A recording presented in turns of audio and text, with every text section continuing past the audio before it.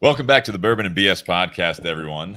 For those joining us live, sorry we're a little late. It was one thing after the other, and then right when we were about to go live, we had a quick power outage. You blew out the candles on your birthday cake, and the whole. That's not what happened. Yeah, that's not what happened. Power went out in the whole area. I thought when you hit it and the little wheel started spinning, it was going to happen again for a second. I was like, oh, here it goes again. We're not doing this. So guys, welcome back. This is episode 189. We've got Jarrod Saunders from Micallef Cigars. That's for me. And so thank you, Jarrod, for being a part of this. He did bring some great goodies as well. We are featuring the Leyenda. This is the number 2 size, and it is a 5.5 by 52. Very unique cigar. I'm excited to talk about that one tonight, so stay tuned. And that is kind of by way of, right now, we don't have it in at the Tinder Box at Easton, but that is one of the sponsors, and we do carry Micallef Cigars at Tinder Box at Easton. And Leyenda is one that has been in the humidor before, and we just actually ran out a little bit ago, but we're talking about bringing it back in for the holidays. So hopefully, you guys are interested in this cigar based on the description and the reviews tonight. But thank you, Jarrod, for doing that. We got Nate Hale as always. We got some audience members. We have you guys. I'm going to do it as we get started here. I'm going to share it, but I encourage you guys to share the podcast on Facebook, YouTube, while we're doing it live, so that we can get more people involved in the conversation tonight and answer any questions you guys may have. And then also, if you guys listen to the audio, subscribe, just tell a friend about it if you guys are enjoying the show. We got a great guest tonight. We have some great guests coming up. We have Ann Dimmick from Watershed coming up again. We have Sean Williams from Cohiba. We have Ricky Rodriguez from CAO Cigars. We have Laurel Tilley coming back on the show from Macanudo. And then we also have Amy Schertzinger coming back on from McClellan's Pub here in Columbus, Ohio. So that's like the next month. It's going to be a lot of fun. Looking forward to it a great deal. So also thank you to Altadis USA and Josh Bentley, who kind of set it all up, pushed it through. Been talking to him about him, and he's been on the show before many times. We're going to have him on again, but they've been a great sponsor for the show for the last 2 to 3 years. And also be a cigar company. The gold and silver in stock at Tinder Box at Easton. So guys, check those out as well. Hot Sellers, Plasencia is who makes the gold, and Espinosa Cigars who makes the silver. And we're a big fan of those, and I know they're a big hit with the Bourbon and BS community page. So thank you guys very much. And then also to you guys, have an update. Once again, I know it's been one thing after another with this, but the website for the merchandise should be up next week if all goes well this week. So I will be posting that up on all the information. We'll do it. We'll talk about it next week, hopefully. And we're going to have this shirt in, I don't know if it's going to be blue right away. I might get it up there like this. We're going to have red. We're going to have gray. We're going to have black for the podcast shirt. And there's also going to be some other BS merchandise on there as well. So I'm looking forward to having that available to you guys. And if you join the patreon.com/bourbon and BS podcast, if you join that as a patron, you will have, hopefully within a week after that, a separate code or a separate page that I'll be posting to the Patreon page. So you can get any of the merchandise at a discounted price. So looking forward to doing that for you guys. Will there be modeling pictures for all of these shirts and the new merchandise? I think they're more just like stock. I think there's more stock. Are you volunteering? Well, you want to sell t-shirts, right? Because I will definitely not do it then. All right, fair enough. I think more cigar companies need to use like actual cigar smokers, like in their like pages, like for their merchandise. Yeah. Oh, I always forget the size. There's a microphone. I just thought this thing was just sitting here for fun. It's just for the show. Just for the whole reason you came over to. Yeah. Thanks for paying attention. Podcast. But you always see like this different cigar companies like advertise like their merchandise, and it's always like some girl walking down Midtown Manhattan, like hair blowing. When I'm like, oh yeah, she definitely smokes Alec Bradley cigars or whatever it is. Like it needs to be a guy with wearing a 2 or 3X shirt at least. Yeah, sitting there like with some mustard stains down the front of it. Like, so that would be funny. Like, yeah, exactly. Like you do when you're clicking on the sizes, like a new picture pops up. Yeah. You know that'd be like, great. Yeah. Like I got the XL small. It's one, like it's not a child. It's like a very petite, like, sexy girl or something like that. And then you get to like 3X, and it's like, well, it's me. Yeah. 3X. Like you want to say that it's because you're like a football player size, and like elite shape. Did you guys ever remember when AJ Fernandez did that for their advertisement in Cigar Aficionado? I don't. So it was like at the time when like everybody was getting like attractive models to do, like I think Rocky just started doing like his like all of his advertisements in Cigar Aficionado, where there was like all these gorgeous women holding cigars, and AJ Fernandez took out this double page ad, and it was their factory manager, who is a 5'9", about 300-pound this thing is gonna kill me by the You end of the just night. Microphone? you got to No, we're pivot good. around. I got to pivot around It's it, like a tennis match, a little bit. a little back and forth. Yeah, a little back and forth. This guy's like We just talk to that. 250 pound guy in short shorts and a crop top and a hat, just doing the whole laying down Playboy pose on it. And it literally just said, we spend money on cigars, not on models. And I thought it was the perfect advertisement, man. It was the best. That's not bad. I like it. So yeah, no, back to your question. I don't think we're gonna have models. I mean, maybe I might do a campaign once we get them out there. But as far as the website, it'll just be real There's standard, a stock photo. maybe not even people in it, just a shirt. You know what I mean? So we'll see where it goes. I just want to get it live, and so that you guys can grab some gear, which I know I get questioned a lot, even at Tinder Box at Easton in Columbus here. We Today a guy asked you about it when I was sitting in the oh yeah, in the because in the Brian and I shop. both had these shirts on. Yeah, so yeah, I mean it's they're fun shirts. So, and it tells everyone that you drink, which is fine.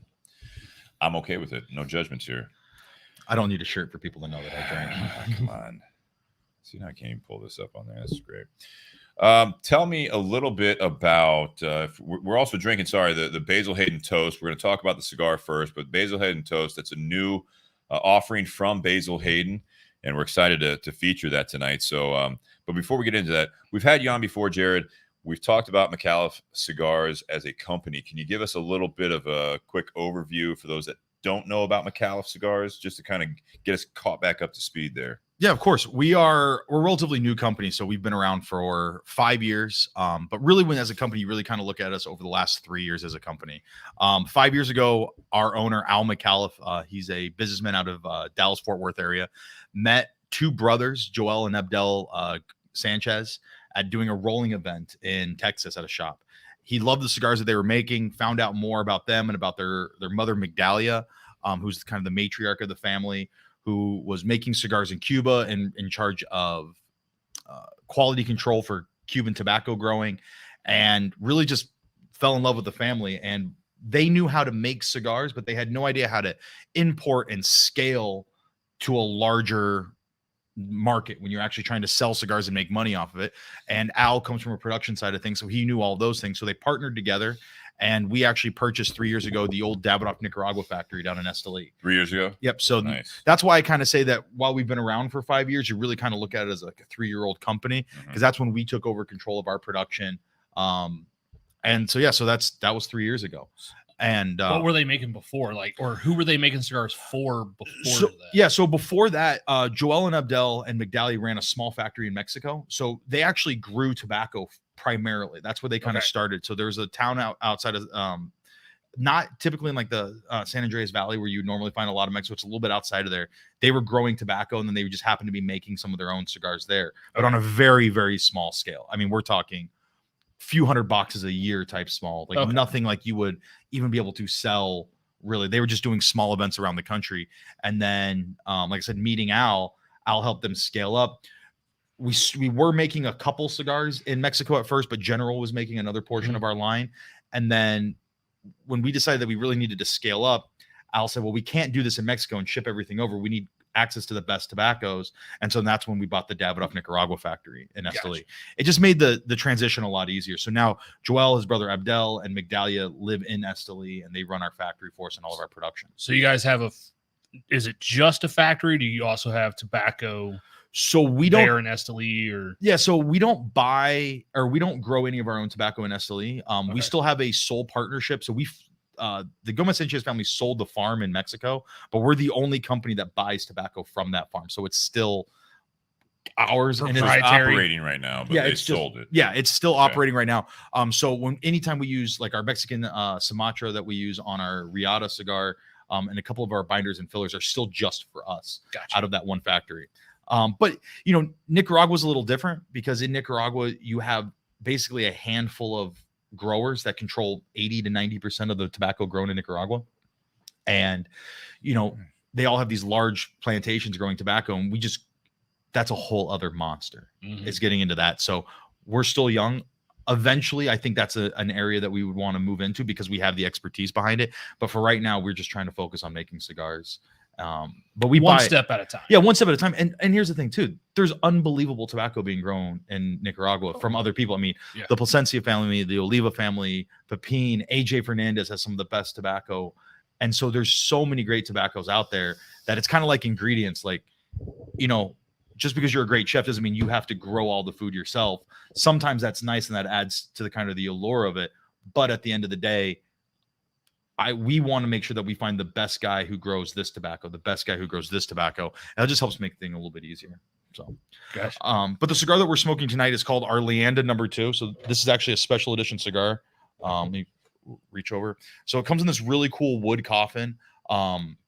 It's got an Ecuadorian Habano wrapper on it, Dominican binder or Nicaraguan binder, Dominican and Nicaraguan, and a little bit of Honduran fillers on it.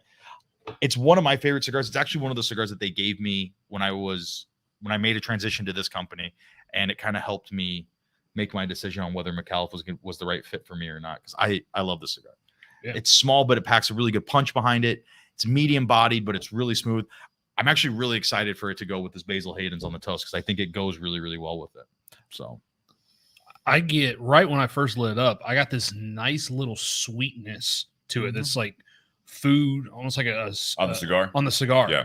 kind of like a sugar cookie type of sweetness. Sugar cookie. I get eating sugar toast. cookies? No, I get like toast, like a white bread right out of the toaster. Like that's what I get. And so it's kind of that same thing. It's that they in the wine and food, they call them baked spices is kind of the term that usually you get when you get like that toast, you know, and that's kind of where I'm at with that. Is it's got like that sugar and flour that's been cooked off. So you get that kind of baking notes to it. So, but I like it. I hope you guys like it. It's terrible. If you don't, I hope you guys tell everyone you do like it. So No, I can see. I don't get as much of the sugary. That's why I was kind of joking. Yeah, I get it more was- of the baking. it was Yeah. only when I first lit it up, Yeah. I got this initial sweetness Mhm. off of it, and now it's more, you know, those baking spices and stuff there, you know, some wood notes as well. Yeah. I mean, I would agree with all that stuff. It does have a little bit of that food flavor for sure. I like the toasted flavor of it. You know what I mean? It's what you're talking about there. yeah. Well, I mean, and it's tough because I think most cigars are going to have a level of toast in the flavor because you're burning tobacco, so it's going to get that similar thing. But But there's not any like this, like in the retro hail, for example, I'm not getting really any pepper. No. Get a slight amount when I took a sip of the Basil Hayden Toast here, like just because I still had a little bit of that kind of burn a little bit, like the heat. So it kind of hit the back of the throat there a little bit, but I don't get any pepper. I don't get any of the, like in the nose, it's still kind of that continuation of the flavor profile, if you will. That's what I'm saying about that. I get what you're saying. Like a lot of cigars will have like that toasted, but this is a pronounced kind of a more of a food flavor as opposed to the things you always read about like leather and oakiness or, you know, cedar and all. It's not as much the woodiness. It's more of a, like you said, the baking style of it, you know, the baking spices or the toast, the bread, I mean, again, sugar cookies, I'm not getting as much sweetness, like I said, on this one for me. I know you guys both said you got a little bit of that, but I'm getting more. I see where I don't get was a ton. just at the initial light up. Okay. Well, I dipped yours in sugar beforehand. So that's I'm not saying you're wrong.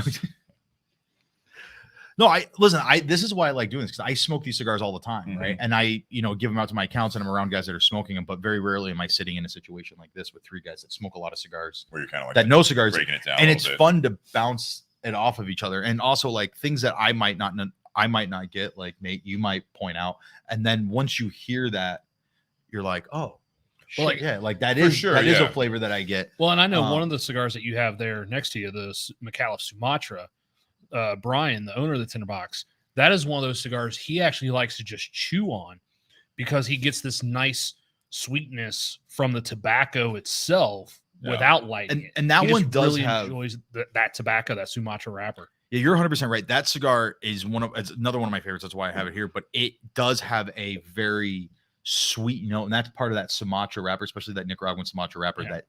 That you get that natural tobacco sweetness to it, which is really, really nice.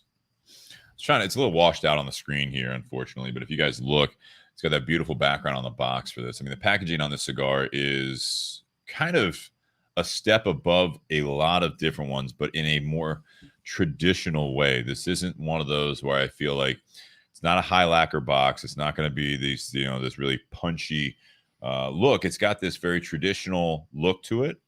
Got a beautiful cliche on it. It's not even painted, right? It's just burnt in. Is that right? Yeah, so it's got the this logo on the top. It's a very old school style of of box, and it's what Migdalia, when she kind of designed this box. Oh, it's a little light color, so it's not going to show. Yeah, that's what I'm saying. With the lighting in here, it's a little washed out, unfortunately. But I do have a picture that I'm going to be posting. In fact, I'll post that on the community page right now because I did take a picture of it here. But you're right. We wanted to go very traditional at the same time, but because we are, and the one thing that Al really wants to push is that it is Micallef Cigars, and that's who we are. But it really is a partnership with the two families, with Al and with the Gomez Sanchez family. So there's little things like even on the inside of the footband here, it's two hands holding, and there's no way they're going to be able to see that if they can't see the box, but it says an alliance between two great families, MicallefCigars.com. So it really is a partnership between the two. And one thing that we wanted to do when we first started off, this was one of the first cigars that kind of put us on the map, small map, but put us on the map in the cigar industry. And so what we did was we really wanted to tell a better story about who the Gomez Sanchez family is. So there's actually like a little pop-up on that box that when you see it in the stores, it'll kind of tell the story and the history of kind of the Gomez Sanchez family. A very abbreviated version, obviously, but just a little bit more kind of background. And I know for me, I like knowing those things about cigars. Yeah. And I know there's a lot of guys out there that like knowing those facts and stuff like that. So for me, it's kind of cool. It is a cool story, and I do like the attention to detail on it. Even the primary band's gorgeous with the pictures on there of, I assume, Gomez Sanchez. Yeah, so that's the grandfather. So that's Migdalia's father that's on the side there. And that's the Gomez, that's the patriarch of the family. Yeah, so he was the one that kind First of generation. in Cuba kind of started the family down this tobacco path, so to speak. And then Migdalia was the one that kind of made the Gomez Sanchez family. Is the cutout that's in the band Cuba? Cuba, yeah. So it's something really cool. So if you actually pull that band off and you look up to next light, there's a little bit of a cutout, and it is the shape of the island of Cuba. Let's see if I can do. Oh, nice. Band comes off nice and clean. We don't want a bunch of glue stains on there and stuff. So I appreciate that. They're not going to be able to see it, but No. yeah. Yeah, it's a really cool cigar. And I think the reason I like doing, like, especially like these types of things with the Leyenda is there's a lot of great packaging in the cigar industry. Like, don't get me wrong, there's some really cool shit that you'll see guys do with bands and with boxes. But a lot of times the cooler the packaging is, sometimes the cigar doesn't always get the same treatment because why do you need to? We got this cool box and this cool band. But this is one of those cigars that when I first looked at it, I remember thinking like, well, I hope the cigar is good. And the cigar's really good behind it. It is. It is. And we talk about the coffin itself. Yeah, so the coffin's really unique. It's actually an open coffin here. Grab this again. For those of you can see, so the cigar is actually displayed. So it's unlike a normal coffin where you'd have to, open up either the top or the side sliding top where you'd see the cigar. Like, this sits on the shelf where the top of the cigar is exposed because the sides of the coffin are actually kind of curled in, and then all you do is, I don't know if I should tell people because I like watching people figure out how to open up the coffin. There's a trick to it. I don't think that you're going to be able to kind of pry it out. Because you can hold the coffin upside down. Yeah, you can hold the coffin upside down. The cigar doesn't come out. Although I have seen guys like pry it out and like break the box open. Well, the issue is on there that's tricky. This is the trickiest part on it. It's not that the bottom, but if you look on the sides, the finger holds. Yeah, it looks as though it's almost like you're kind of fucking with people a little bit. They're like, oh no, this is where you grab it right around the band. It does kind of have you just use your fingernails. You know what I mean? Just try to get in there a little bit. But really all you do with it is at the very bottom, there's a little piece of paper, and then this little door here slides up. Yes, it does slide up. And then the cigar just slides right out of the bottom of it. So it's really kind of a cool. You did that right behind the box. Oh, that was perfect. Yeah. So it's still a secret. Trust me, it happened. He's like, oh well, it doesn't come out. Right it doesn't come out. So no, it's very unique in many ways. We're talking about the flavor on it. I do think that this is of the cigars I've smoked from Micallef, this one is probably one of my top three, I'd say. Okay. And this does come with a bit of a price tag. You kind of, with Micallef, you have the Bold series, which is going to be that more everyday pricing, right? Mm-hmm. Like you're like 8 to 11, depending on size and which blend, correct? Yeah, like Bold is we call it our Sumatra here that we have. We don't even like to call it our core line because it really is, our whole line is pretty much core. We do have a couple special editions, but it's got two bands on it, primary and secondary. The secondary will always tell you what blend it is, the Sumatra, Ligero, Maduro, Modafina, or Nicaragua. But that line is actually made for General still by us because they hold the pre-predicated blend on it. It's made by General for you. We contract Yeah. General to make just that line of cigars. And the reason that we did that is because at our size, General has so much access to quality tobacco, and they can just make a more consistent product in the quantities that we need right now. Now that we have our own factory, though, eventually that production will move to our own factory. Okay, I got we you. just have to. If you talk to anyone in the cigar industry right now, finding staff in Nicaragua is a nightmare. Yeah, they're having some issues too there. There's, in fact, I don't know. I think it was you guys had Nick Perdomo on last week, and I don't know if you mentioned this, but I believe it was them. They actually opened up a satellite factory closer to Managua because they couldn't get enough people in Esteli. He did not mention that. And it's a genius idea because we actually bus a lot of people into our factory because from the surrounding towns, because Esteli has like 0 unemployment. It's crazy. But there's just not enough people to work there. Well, it continues to grow down there too, as far as that goes. Jonathan Herring says STG technically, I guess. Scandinavian Tobacco Group. General, but that's Thanks, Herring. Yeah. Keeping us on our toes. Thank you very much. If you say STG, most average cigar smokers probably don't know what that is. Most average smokers don't know General as a name either. That's true. But what I was going to say is, though, the price on this, what's the suggested read? I know what it is on the shelves here in Ohio. So MSRP on the cigar is $15. Okay. For this little one, we actually do make a number 1, which is kind of a Churchill version of this torpedo. It's got the same torpedo shape on it. Yeah. But it's about 2 inches longer, and that one MSRP on it's 17. Yeah. So it is a higher price point item. I mean, don't get me wrong, but I will tell you this: as someone who's seen the cost of what it makes, it's that coffin, doesn't help. But the cigar behind it is a really good cigar too. It uses older tobaccos in it, and price point and value is beauty's the eye of the beholder, right? To some people, a $15 cigar will never be worth it. Some people, $15 cigars, the bottom that they start with, and I see every day, and I totally get that. Yeah, but I will tell you this: as someone who smokes cigars from all different price points, this is a cigar that even before I work for Micallef, like when I would buy it and smoke it, I was never mad that I bought a $15 cigar. Like I would go out and buy it, and I would always be very happy that the cigar held up to the price point that was behind it, which I think it really does. Nice. There's again the attention to detail. This is one of those cigars. I've used this before. I think with whiskeys as well, but especially with the cigars, this is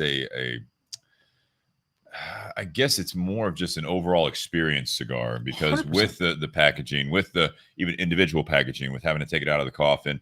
I will say the function behind the coffin, also the crazy meticulous, measurements on that kind of stuff, the way that it fits so snugly on there without damaging the cigar, but also in the same vein, it is protecting the cigar. Like we get a lot of these 10 count boxes in the industry, especially with torpedo heads. Mm-hmm.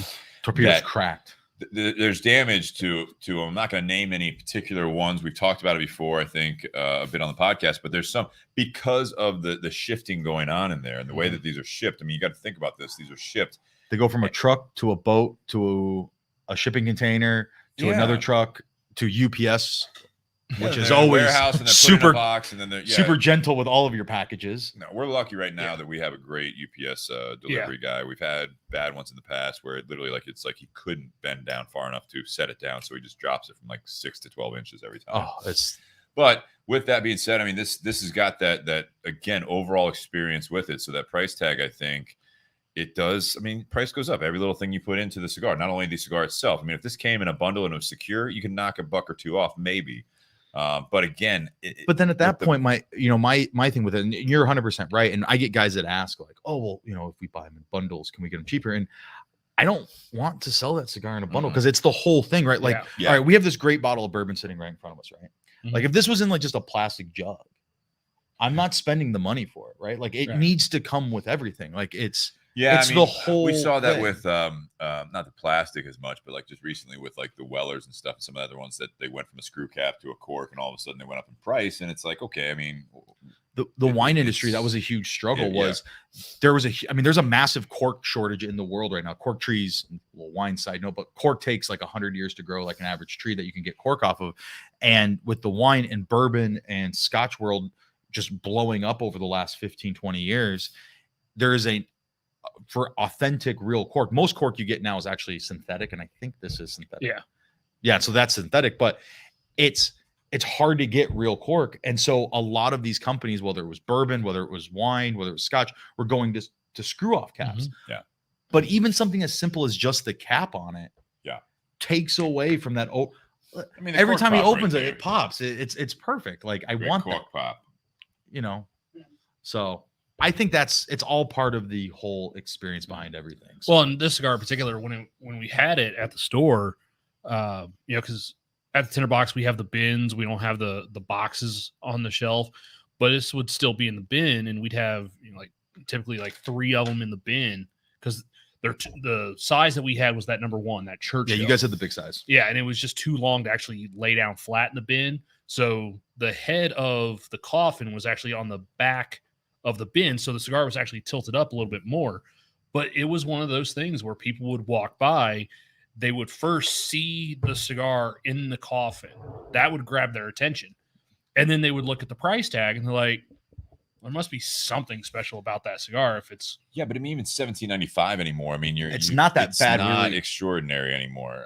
When you look at where cigars are going, like if we Yeah. were having this conversation 10 years ago, then Sure. $15-17 cigars were, what are you doing? Like it also you're depends. who do you think Yeah. you are? Are you Padron? No, we're not Padron.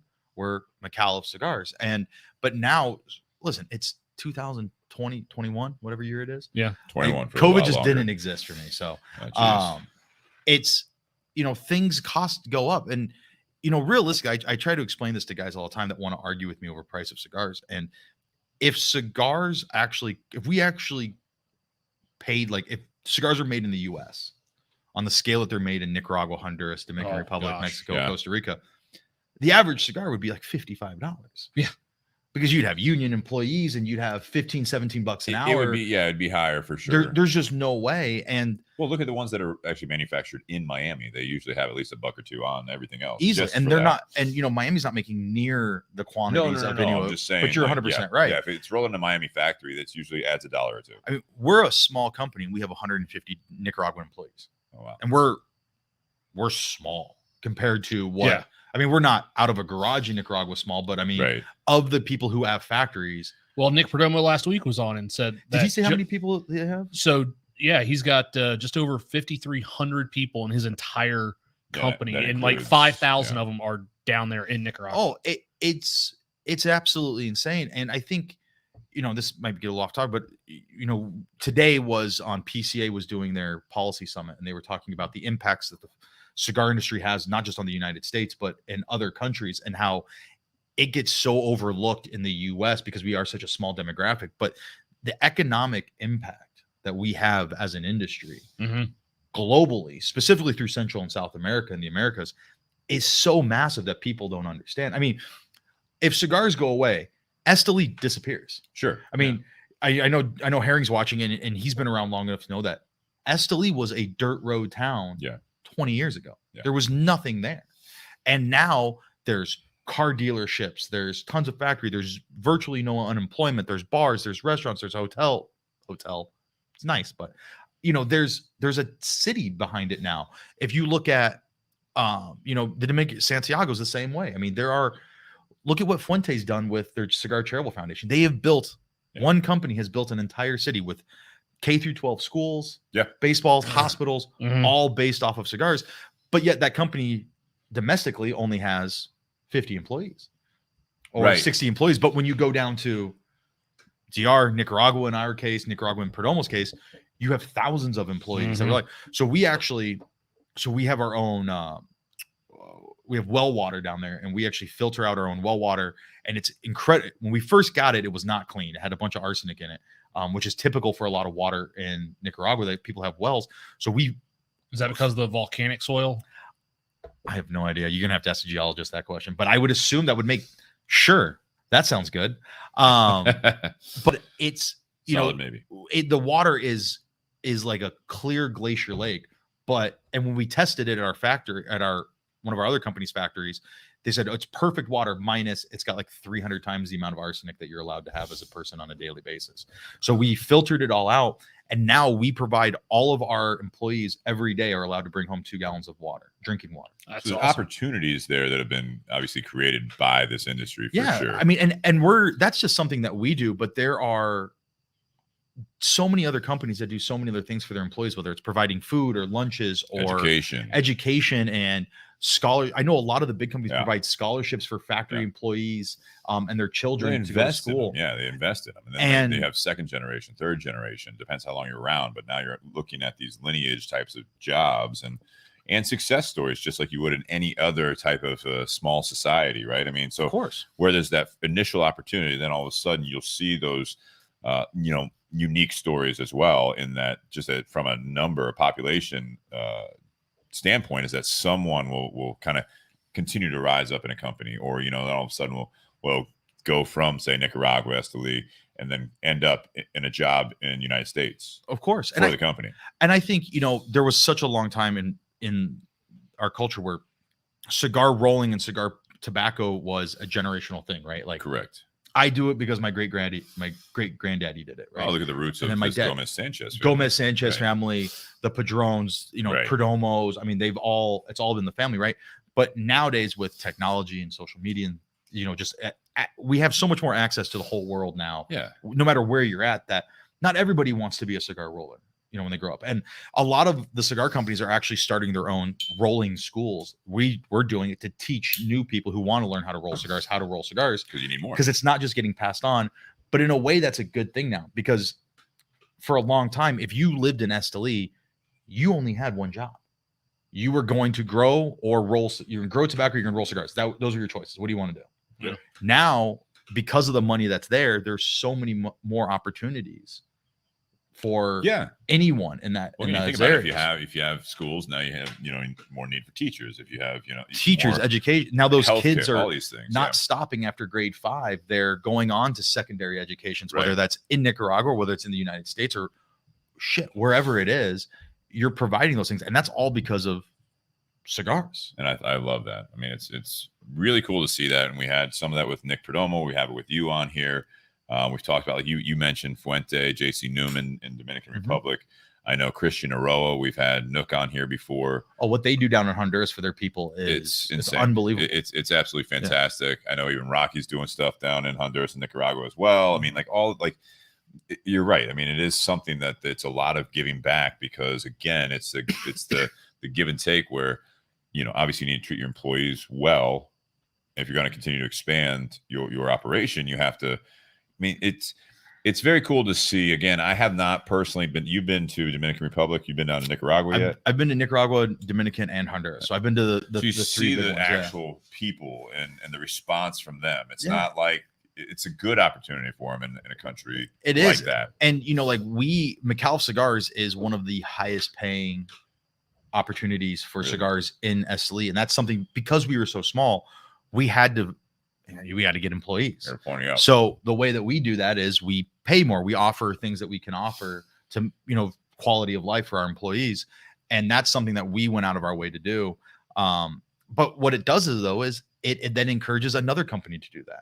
And all that does is it just brings the quality of life for everybody up, right? Yeah. Like if we do it, then someone else is going to be like, well, shit, we need employees. So we have to match that or do better. So then we're going to do it. Well, then another company down the street, they have to do it. And then next thing you know, it's now the norm. Yeah. It's not the exception to the rule now. Now everybody's paying higher, doing better. And unfortunately, sometimes those costs get passed on to the consumers. They will. And they always will. But it's the fact that when I started smoking cigars, the fact that shocked me the most when I started off was someone asked me, how many sets of hands touch your cigar before you smoke it, right? And I don't know. I'm a 22-year-old kid. I'm going to guess high, 15. Yeah. I'm not even close. Yeah. It's hundreds of employees Mhm. handle the tobacco from Yeah. the second it hits the ground to the second that we smoke it. And that to me was the first thing that I was really like, oh shit, like this isn't just like some guy rolling a cigar and then putting it in a box and shipping it up here. Like this is a big deal. Yeah. And the amount of lives that this all affects. So many. I mean, it really does. And it is cool to see that again, the extension of what we're smoking and what the impact is on these societies, these countries, and then just, again, what we're able to do and enjoy it. And obviously, not to get into it, but I mean, then you look at, countries like ours that, it's a great opportunity because of how many cigars we're importing. I think I mentioned it last week, possibly the article about that just this last year, talk about a cigar boom. You mentioned that to me yesterday. Yeah. It was up 60% the first half of this year. It was crazy. 60%. You see that Yeah. article? COVID was very good and also very bad for the cigar industry. Yeah. From a production standpoint, it was just tough. Yeah, it was Mhm. tough, and on top of like all the things going on as well in the world, and the containers and the ships and the bringing it in, Not having enough boxes or all that stuff, hinges. so. Don't even talk to me about boxes right now, man. Oh God. Well, I mean, so before we shift gears to the Basil Hayden Toast, I want to say I really enjoy it. About halfway through it. I think we all are about halfway. I took off my first band. You guys have taken off the primary band as well. Yeah, I had taken off mine to try and show the Right. Cuba cutouts. Yeah, the attention to detail on this, the smoke is effortless, but also not very. It's not airy or anything like that. It's just a very well constructed cigar. Which, again, at this price point, that's what you want. I mean, this one being $15, you don't want to have if you buy a box of 10, you're not looking to have one or two of them be damaged or have. Yeah, we're not plugged. Cuba. We're not giving you plug cigars. It's going to happen regardless, no matter what the cigar is. I mean, I always put that disclaimer out there, whether it's a $2 bundle cigar or it's a $25. product. Yeah, Yeah, it's of gonna course. happen at some point. And I'm not saying, listen, I'm not saying that we're perfect, right? And we don't make any bad cigars like that happen. I mean, shit happens. Don't get me wrong, but we do all of the things that you're supposed to do to try to maintain that as best possible. Because I am asking you to buy a $15 cigar from a company that a lot of people haven't smoked a lot of, right? Because we are a small, relatively new company. So if someone's going to trust me and buy a cigar off of my suggestion, or in the Tinder Box off of one of your guys' suggestions, and you're going to ask them to spend $15 to $17 on a cigar, you need to have the confidence behind that maybe that cigar is not their flavor profile. That you can't always control. You can do your best, but at the end of the day, that cigar is going to be quality. The tobacco is going to be good, and that for the most part, statistically, it's probably going to burn correctly. See, what I like about the cigar industry, and I want to segue a little bit into the Basil Hayden, because that was one of the comments that we talked about before we went on air about this Basil Hayden. There was a time not too long ago in the cigar industry, I think, that if you had a more expensive cigar, it was either going to be a mild one that is just something that people have been smoking because of the name brand, or because their grandfather smoked the brand, right? 100%. Yeah. So you had that, but even you see those companies, Davidoff, you said the Micallef bought their old factory. I mean, Davidoff was one of those that even they have now dipped their toe more into the medium to full bodied stuff, because that was a trend. I don't want to say, and I'm not digging on them, they're a little bit behind the ball there, because what I like about this cigar, and where the segue is into the whiskeys, is that when you're buying this cigar, if you think that a more expensive cigar is going to be powerful and just be like, this is a flavorful cigar, but it's medium bodied, I'd say at best. Yeah. It's certainly not mild, but this is not a Lajero bomb. This is not something that's going to be, punch you in the throat. It's not going to be this nicotine, drip on you here. And I think that is what I appreciate, where a lot of the cigar, from my vantage point, is that a lot of the cigar community is not necessarily looking for these power bombs anymore. Like, they appreciate there's still a market for that, but the more expensive cigars,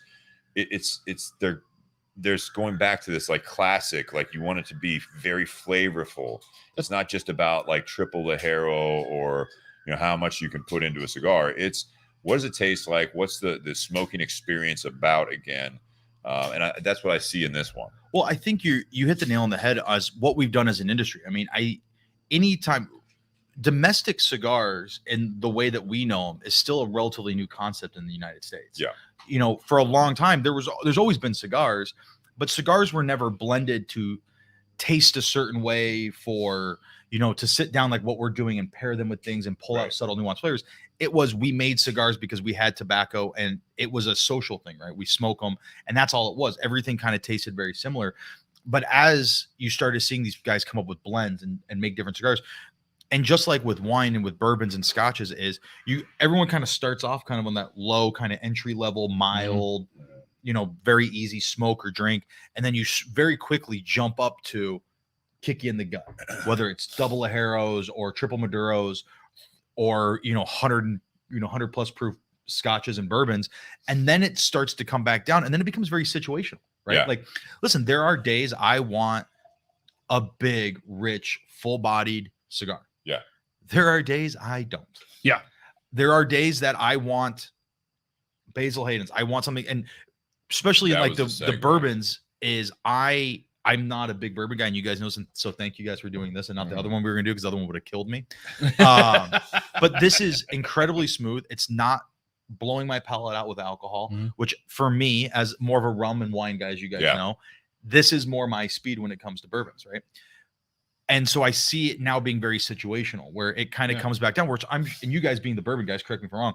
There are nights when you're like, fuck it, give me the 101 proof, right?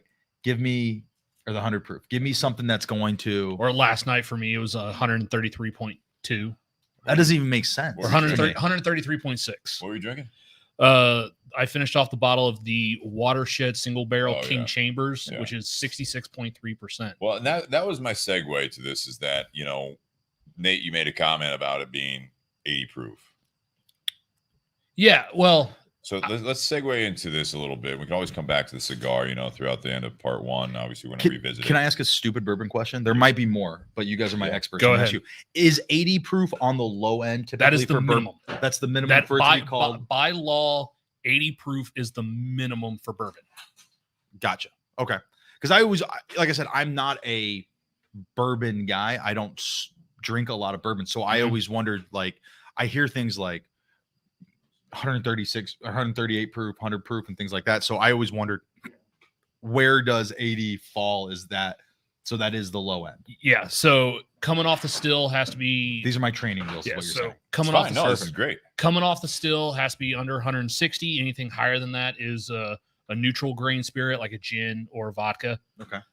Then it goes into the barrel no higher than 140, and then for bourbon, it's got to be at least 2 years old. And then there's the corn content and all, you know, the new oak and all that other stuff. Yeah. And I know more of that stuff, but like I said, I always wondered on the bourbon stuff, because I like this.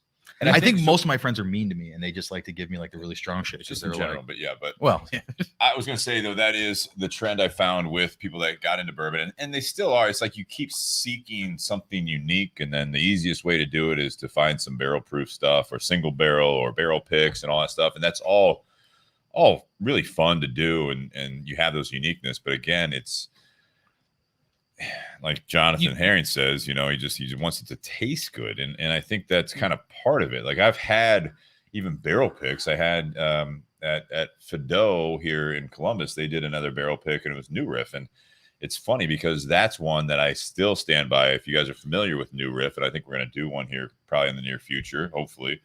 But New Riff, I've now had, and I know a lot of you guys out there have had many more single barrels or barrel picks. I've had 4. Yeah. I really enjoyed one. Yeah. Same here. The other 3, including the new one over at Fido, and I encourage anyone to try it. But, you know, for a 2-ounce pour, it was $18, and I took a couple sips of it, and I was like, all I could think is that Kaysen, who's been on the podcast, and I'd love to talk to him about it, maybe even get him back on here if he has the time. But I can only think that he's thinking that you need to have something unique like that. But I'm looking at him like, yeah, it's unique, but I didn't like it really at all. I would never buy it again. I'd never buy the bottle. I'd never buy another shot of it. Yeah. And we have Amy coming up again from McClellan's Pub. She's coming on. Same thing with what she did with like the Weller Full Proof. Mm-hmm. So she came on the first time, brought on Weller Full Proof, 114 proof. And it was absolutely delicious to me. It was not hot. It was very flavorful. It definitely proved that, you know, sometimes people think, just like the Ligero in a cigar or whatever, like a full body is harsh. Yeah. Same thing with a hot, you know, like they think, you know, oh, it's 100 and some proof. That's going to burn. It's going to be real hot. It's going to like really kind of make you kind of clench up. That one that she had, that Weller Full Proof 114 that she did, was very enjoyable. It was very smooth, very like a lot of flavor to it. She did another barrel pick, and I tried it back in June when she got it in. Absolute opposite. A lot of spice, a lot of not harshness, but it was just like in your face. You're just like, oh God. And I said, like, this is way different. She's like, yeah, I wanted to do something. Didn't want to do 2 that are the same. So I wanted to have the contrast there. So, and again, everyone's got different palates. And I think everyone's in that different part of the game as far as where you're at in the hobby, which then obviously, as we all know, becomes a lifestyle, whether it be cigars or bourbon anymore. But and we had a question actually from Eric Evans that was saying, why do we think that the bourbon, you know, boom has happened again, which we can always address on the show. But I think that it's coming back down. I'm more, and it's for everyone. I'm more of I'm like Jonathan. I want it to taste good. I like the uniqueness of it, but I like something like this Basil Hayden Toast because it's a good sipper. It's got good flavor. If I go through my bourbon collection right now, or I should say my bourbon cabinet, it's not like I'm collecting stuff, but if I go through what I have right now, the vast majority of my bottles are under 100 proof. Okay. There's only a couple of them that are in there where it may be because it was a single barrel, because it was a pick or something like that I actually got that bottle. Like when I got that Watershed Foolproof, it was Dustin's bachelor party, and so we did the tour. They were amazing. Like I wanted to grab that because it was something special. But typically, most of the stuff I'm getting is going to be around that 100 proof, and you have to have the lower end and the higher proof stuff, because like on a hot summer day, if you're sitting outside and it's like 85 degrees at 9 o'clock at night, you don't necessarily want to be drinking 120, 130 proof. It's just going to be too much. That's what you want to drink when to wake you up in the morning. You know what I mean? Like that's... But on that hot summer night, something like the Basil Hayden at 80 proof, that's something that can be enjoyable because it's not going to kill you. Let's get into this here a little bit, okay? So, real quick before we get, because I have a question that's bourbon related on it. Yeah, at your discretion. Go ahead. I see where this is going. So, like with cigars, I think there's a common misconception that you have body and flavor, right? And I'm assuming, that's great. Yeah, no. And like I've had full-bodied cigars that, to be honest, were very lacking in flavor. For me, I want complexity and I want build. Yeah. And do you get a lot of that with bourbons and scotches as well, and whiskeys? Because for me, and same thing like with wine, like there are full-bodied wines that I don't necessarily think are full in flavor. Mm-hmm. This to me is not a full-bodied. No. And I don't know if body would even be the word that you guys would use, like with bourbons, but to me, it's got a ton of flavor. They're a little bit more subtle flavor. Yeah, strength versus flavor. Pass me that bottle Yeah. again. So no, go ahead. No, that was my question on it. So is that similar correlation like with bourbons and whiskeys, the same type of thing? And I think it's more. I think it's the flavor, and so full flavor. I think a lot of times is a lot of flavor for me. So again, cigars, you can have a mild cigar strength wise, but just be very flavorful. Of course. Same thing with whiskeys, and you can have a strong cigar or a strong bottle that's just all heat, all the hair in a cigar. So that's, again, you can also have a lighter proof, like a lower proof, and you drink it, and it's just like, it's all right. You don't get a whole lot from it. Yeah. And again, I think it's always something that, what did you eat? What did you drink that day? Of course. Yeah. Are you more dehydrated than in the other day when you were sipping on something? You know what I mean? Because that all really plays into it. Yeah, of course. Yeah. So this one, though, I think so. Again, 80 proof. Jarrod, you were kind of getting into it a little bit of what you liked about it. What do you think of this being not the biggest bourbon drinker? This is so as a rum guy, I have rums in my cabinet that I give to people who aren't rums people when they come over, right? Because they have a lot of bourbon characteristics, right?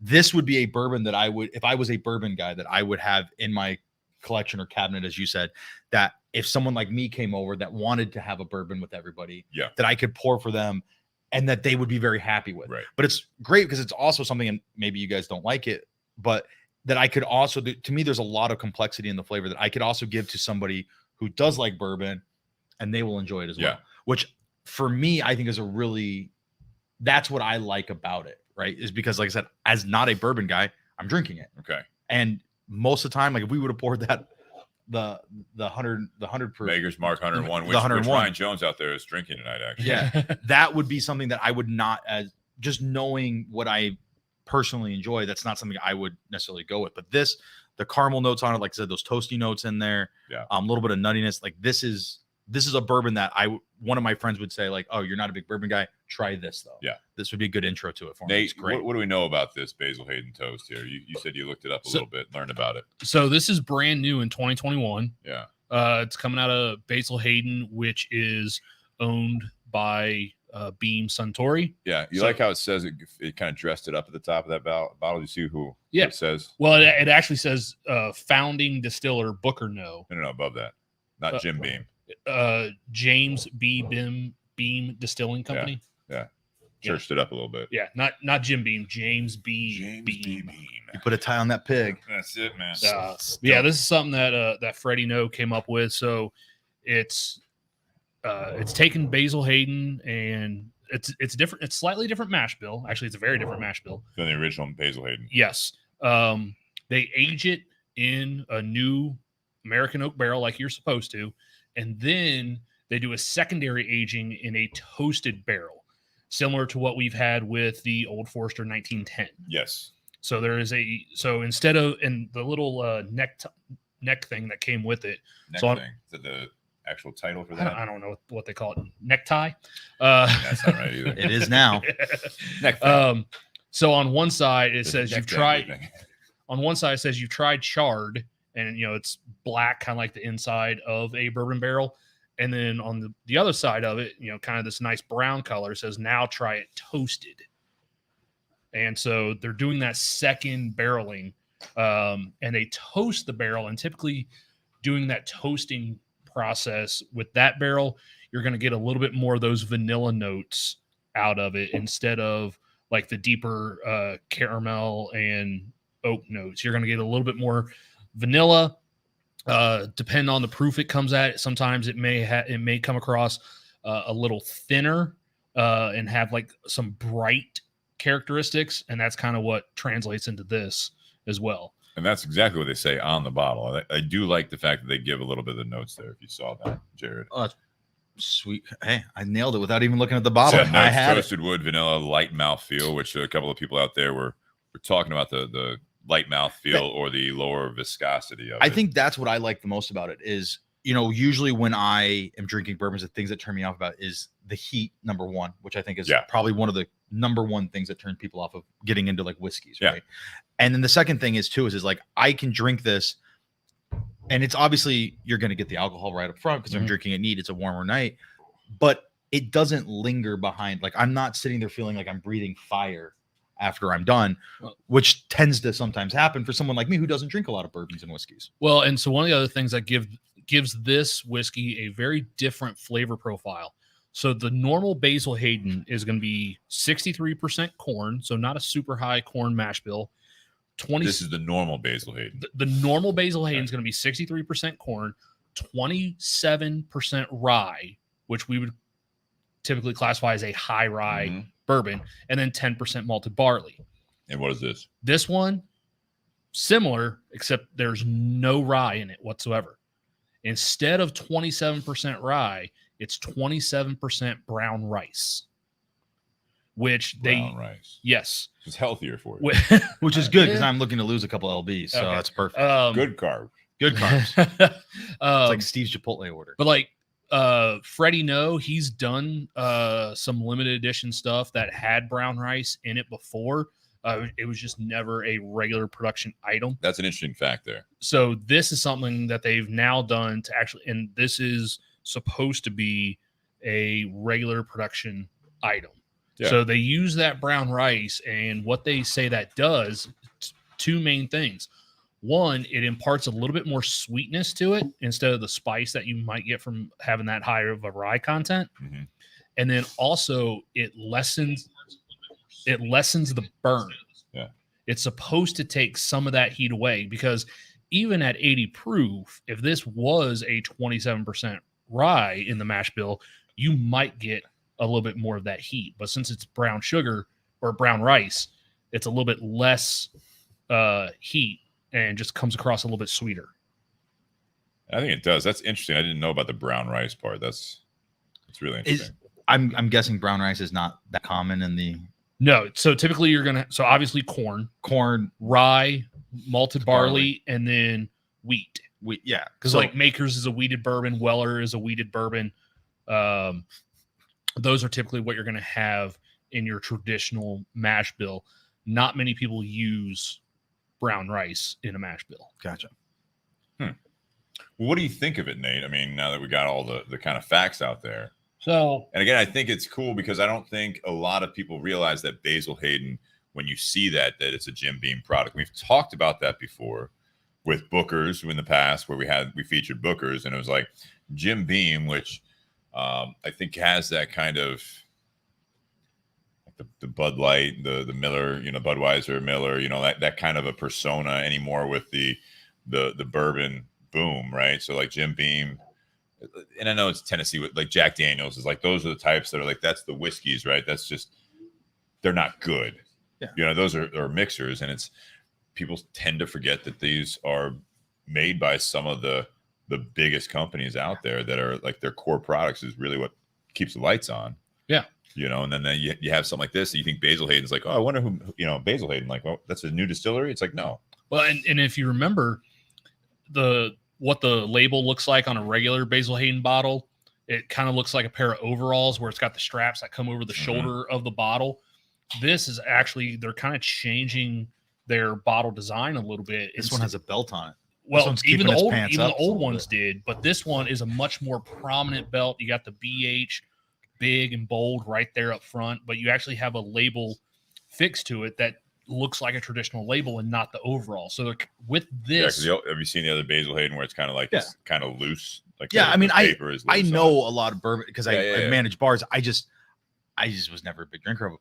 So when you guys look at like like in the cigar industry, there's this persona that big companies are the devil, right? Like, oh, it's made by a big company, so it can't be good quality. Yeah. And I actually think that that's kind of does a disservice to it in general, because bigger you are, the better access you have to better quality product, right? That's always what it's gonna be. Now, it might be different, but I think, and maybe I've seen it a little bit with friends that are, into the whiskey, part of the whiskey boom and stuff. And there's this hunt these days to purposely get something just because it's not made by someone that's big. And big companies can make good product. Big companies can make bad product. Small companies can make good product. Small companies can also make bad product. Yeah, across it's not about the size. And I think that there is a lot of, I mean, you think about some of these. So you can tell my ex-girlfriend that. I would appreciate that. About size? Yeah, that's not about that. I feel like we don't need to address. Perfect. We'll just move. It's too late at this point. Her loss. Couldn't handle it. No, Jesus. Wow.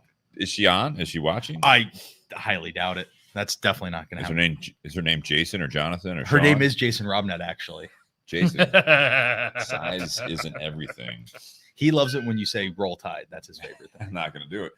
No, I think that we see it in the cigar industry. We see it in the whiskey, spirits industry, if you will. That's just the name of the game. It's like craft brews were the biggest one, I think, before this most recent. And maybe that was just my viewpoint is that I saw more of the craft beer stuff going on 10 to whatever years ago, where the beer thing got ridiculous. It got ridiculous, but the bourbon did too for a little while. You know what I mean? These small guys are doing it, and it's great. Then some of them got creative. Like to your point, the smaller ones, like we had some of them, they were like reinventing the wheel, doing the pressure stuff. They're smaller barrels. They're doing all this stuff, and you're just like, this isn't good. Yeah. And the other people are like drinking that. It's like the IPA thing, right? For the beers, right? It's like all of a sudden you have IPAs, and you have double, triple IPAs, and it's like I don't drink anything under 6 IPAs. If you like hoppiness, this is so unpleasant. We're just giving you you're gonna love full it. Of hops. Yeah, you can barely taste anything for a day afterwards, but you're gonna love it because it's 6 IPA. It's 6 IPA. But I think that's where it is. These guys, they've been doing it for so long, but you see it in your industry of cigars, like STG or General Cigars or Altadis, who's one of our sponsors.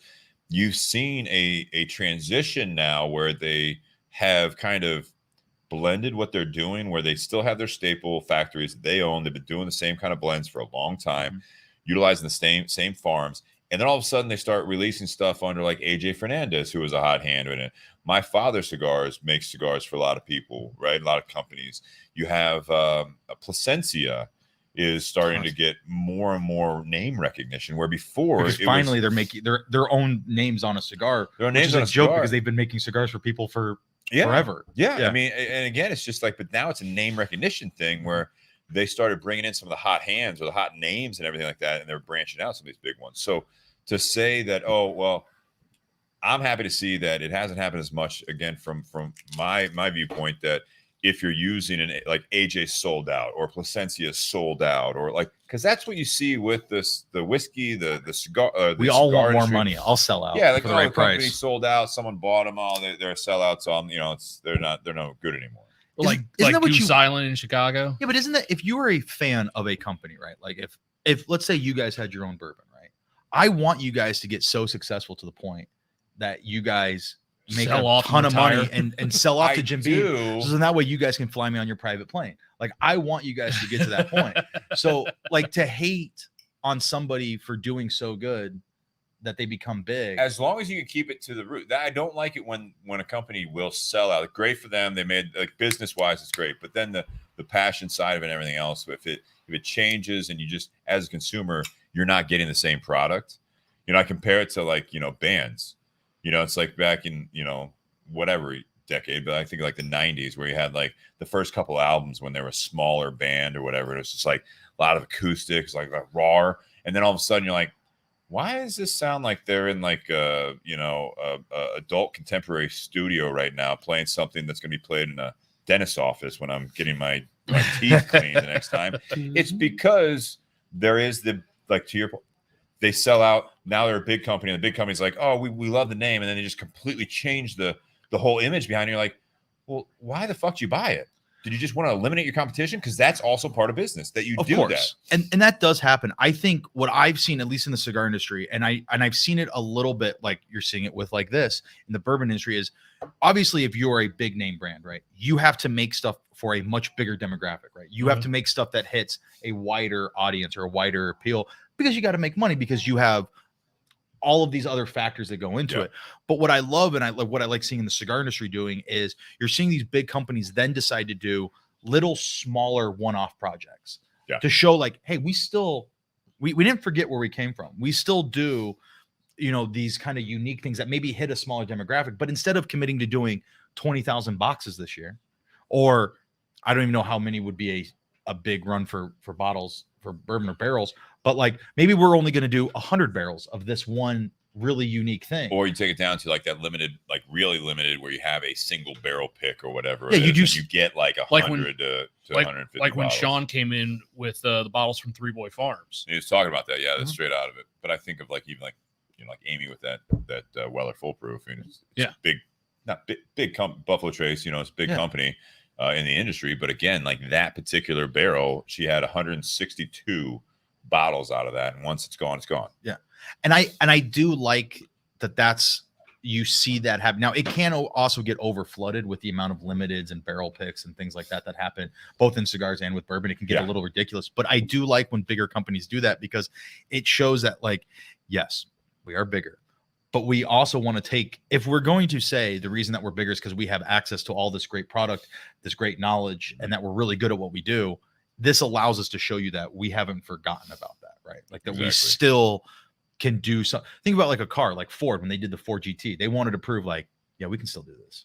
Yeah. Like, this is not, we're not going to sell a lot of these, but it'll still be badass. Yeah. We're going to make a $600,000 car for the person that can afford it, but we're also going to make, you know, the Ford Fiestas. Yeah. And like the number one selling truck on the entire, because you got to pay your rent. What keeps the lights on? Yeah. Yeah. And what keeps people employed?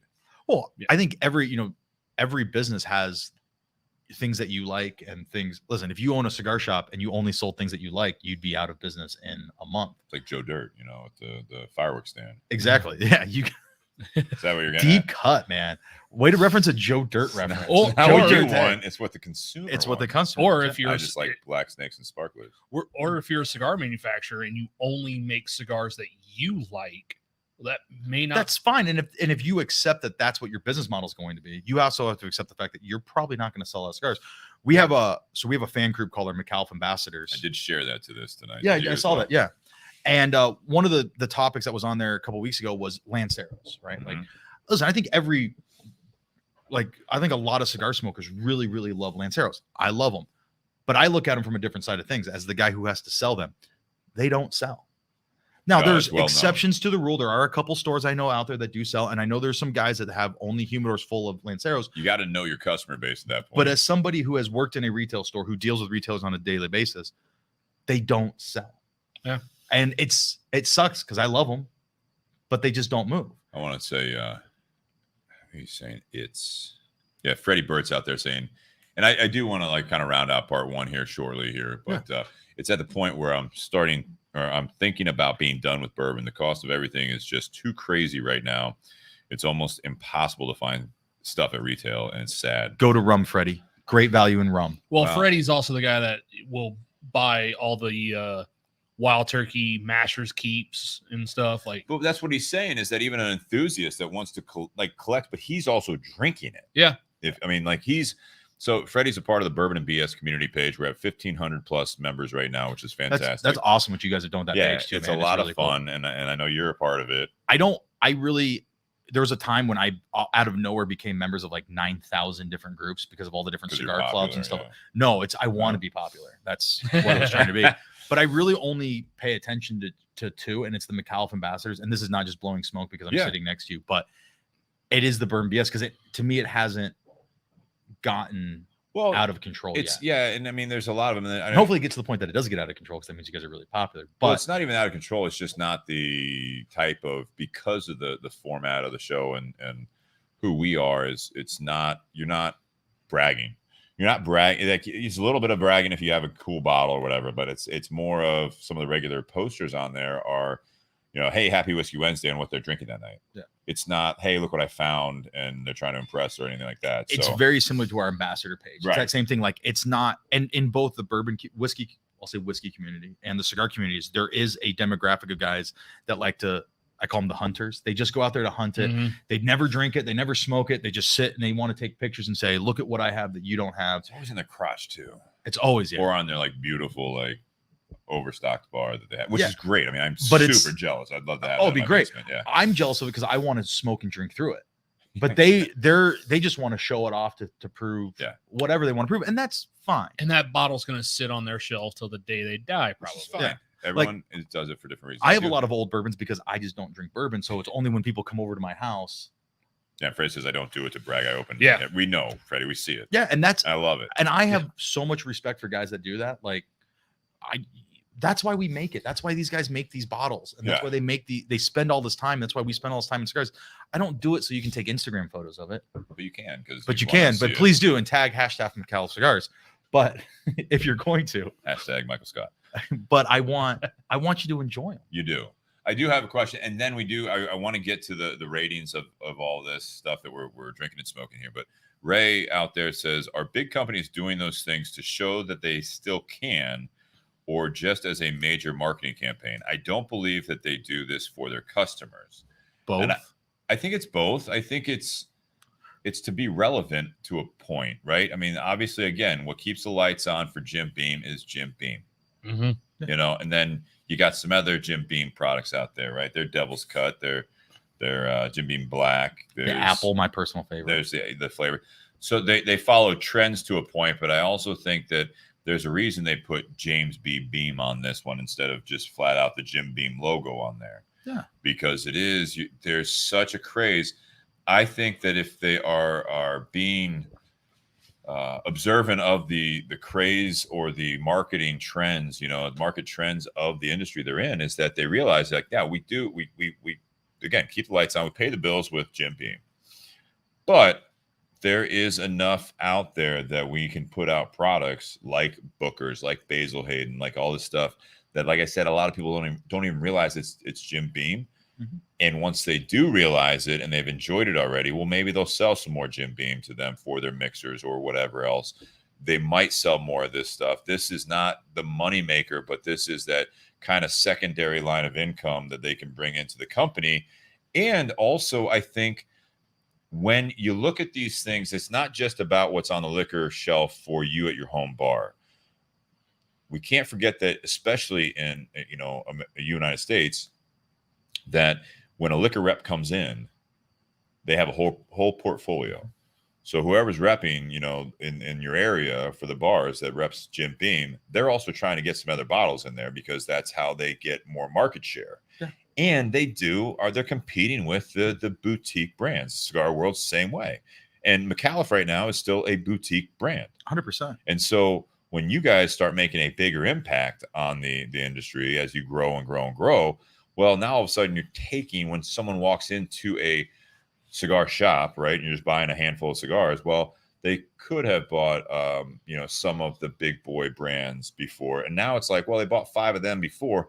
Now they're buying 3 of yours and 2 of theirs. And they're like, wait, what's going on here? They see a dip, but if they stay ahead of it, they're like, okay, well, now we need to kind of have our own boutique brands. Yeah.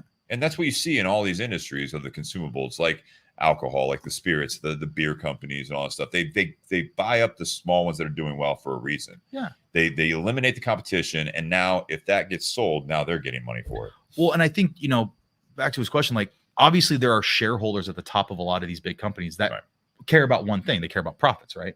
But the market now is different than the market in bourbon and in cigars was 20 years ago, where there is a market now for these small label boutique barrel picks, one off. That's a huge sell point for a lot of these companies. So they say, well, we need to capitalize on this. But if you're working in the whiskey industry, you're working in the cigar industry, at some level, there are people who are still very passionate about it. Yeah. And now those people who work for a big company are now just being empowered to say, all right, you've wanted to do these things. We have a need for it as far as a market share perspective goes. Go ahead and do your thing. Right. So, with cigar, it is kind of, the answer is kind of both, right? Like, yeah, they do it to make money, but there are people involved that do care about what the And there's customers story think. behind. I mean, Jim Beam. There's a huge story behind this with the No family. I mean, it's passed over when it was just literally like Jim Beam is the one that you either mix or you're drinking at the like a dark end of a bar. You know what I mean? But and with whiskey, just like with cigars, like there are some companies that, they may have this tobacco sitting around and they just don't have anything to really use it for. And so eventually they're like, you know what, we got to use this somewhere. Let's make a limited edition product. And so that way we can actually utilize the resources that we have. We saw that with Russell's Reserve. Yeah. When we had was it Greg Snyder on last year from Chicken Cock. He used to work at I got you. at Wild Turkey, and there were You're these just laughing at the there word were- cock. there were these I'm a 6-year-old. What can I That's fair, say? that's fair. but Just there wanna were make these sure. barrels of Wild Turkey whiskey that didn't fit into any flavor profile for a product they already had on the market, but they needed to do something with it because it was sitting there eating up So it's a money. business decision as well. So they're like, let's do something with it. And that's how Russell's Reserve came to be created, because they had something, they just hadn't figured out how to actually sell it. Well, and the market now is so much more understanding. And like I said, it's people want those rare one-off small limited edition boxes. I feel like we back. kind of So yeah. dipped into part 2 here on Embrace the Change here. Let's go under review ratings. What can I say? We're just a roller coaster. We're I'm just going saying, right yeah, along, I mean, it's Steve. Just plugging it, plowing ahead. We're on a highway doing 70. You do 70 on the highway? What's the speed limit? 65 or Yeah. 70? 65. Okay. I You said- obviously don't live You're in a Chicago. 5 mile an hour over guy. You said it Yeah. cruise at 5. you Oh, do you you do did. 9. Well, I'm usually watching a movie, so I don't really pay attention. While to you're driving. 100%. Perfect. What's your Yes. cruise set at? I usually stick it around 11. Ooh. 11 is my go-to because at 12 is where I've been told by some of my friends that are law enforcement officers that they don't really get out of bed for under 12. However, there I are used to be certain 7 and now I'm 9. small towns, and I have to be careful because I have out-of-state plates on everywhere. But in Chicago, I'm doing like 35 over easy. everywhere You're I gonna go. do it, You're gonna Yeah. run over. Yeah. I'm gonna die if I don't. But like if I'm in small town in Ohio, All right. Don't. It's not the whole state. no, but like if I'm driving from like here up to Cleveland and I go and I am seeing some accounts in some smaller areas, I am not doing 30 over or even 12 over because I will get pulled over because of those Illinois plates. Yeah. You know, Like 2 over maybe. it's better though because I used to have Colorado plates, and everyone would pull me over and search my car for weed. It was every Michigan, goddamn Michigan, every time. All right. Let me find the banner here. Embrace the change. No, we're not there yet. Oh shit! You said we were. Well, we were that already is getting ratings. into it. Now I'm just before we. Oh, ratings. I have to rate these. All right. Actually, yeah, you're going to start out of 10. So this is the part of part 1, which we've already kind of dipped into part 2 a little bit. This is fantastic. It's actually good. No, it's nice. And Jarrod, I'm happy you were able to make it tonight. This is awesome. I don't get invited to these things because I have the attention span of a gnat, and I tend to Your, drag. your traveling schedule, like you said, the last time and today, it was just like you're in town on a Wednesday, Yeah. and it just happened to be where it was just going to be Nate night because we had guests the last couple of weeks. We have guests the next 4 or 5 weeks, and it's like today fell on. It's like, oh, we don't have a guest lined up, and you're literally just like, hey, what's on the podcast tonight? And I said, I was just gonna go come sit in the back, which happens. which is what I was going to do. So Sorry to have you come on. no, and Steve's Actually, thanks for regretting the having me cigars. on this side of things now. He's No, not at all. All right, Not so at all. this is the time where we do the rating. So out of 10 being the best, right? So you do 1 through 10, 10 being the best. Whiskey rating, a cigar rating, and then a pairing rating. So 3 different ratings, 10 being the best. And you can give a little bit of reason why you think that, you're rating it the way you are. So start with the whiskey. The Basil Hayden Toast tonight. This to me is like an 8 out of 10 for whiskeys. Nice. And because I really do really enjoy this. I don't know if I've ever had like a 10 on a bourbon, like on a bourbon or whiskey scale. So I don't really know where it would sit, but I like this way more than most whiskeys I've ever had. So I really enjoy this. The cigar is clearly a 10, because I'll get fired if I don't say so. But I mean, the cigar I really do like.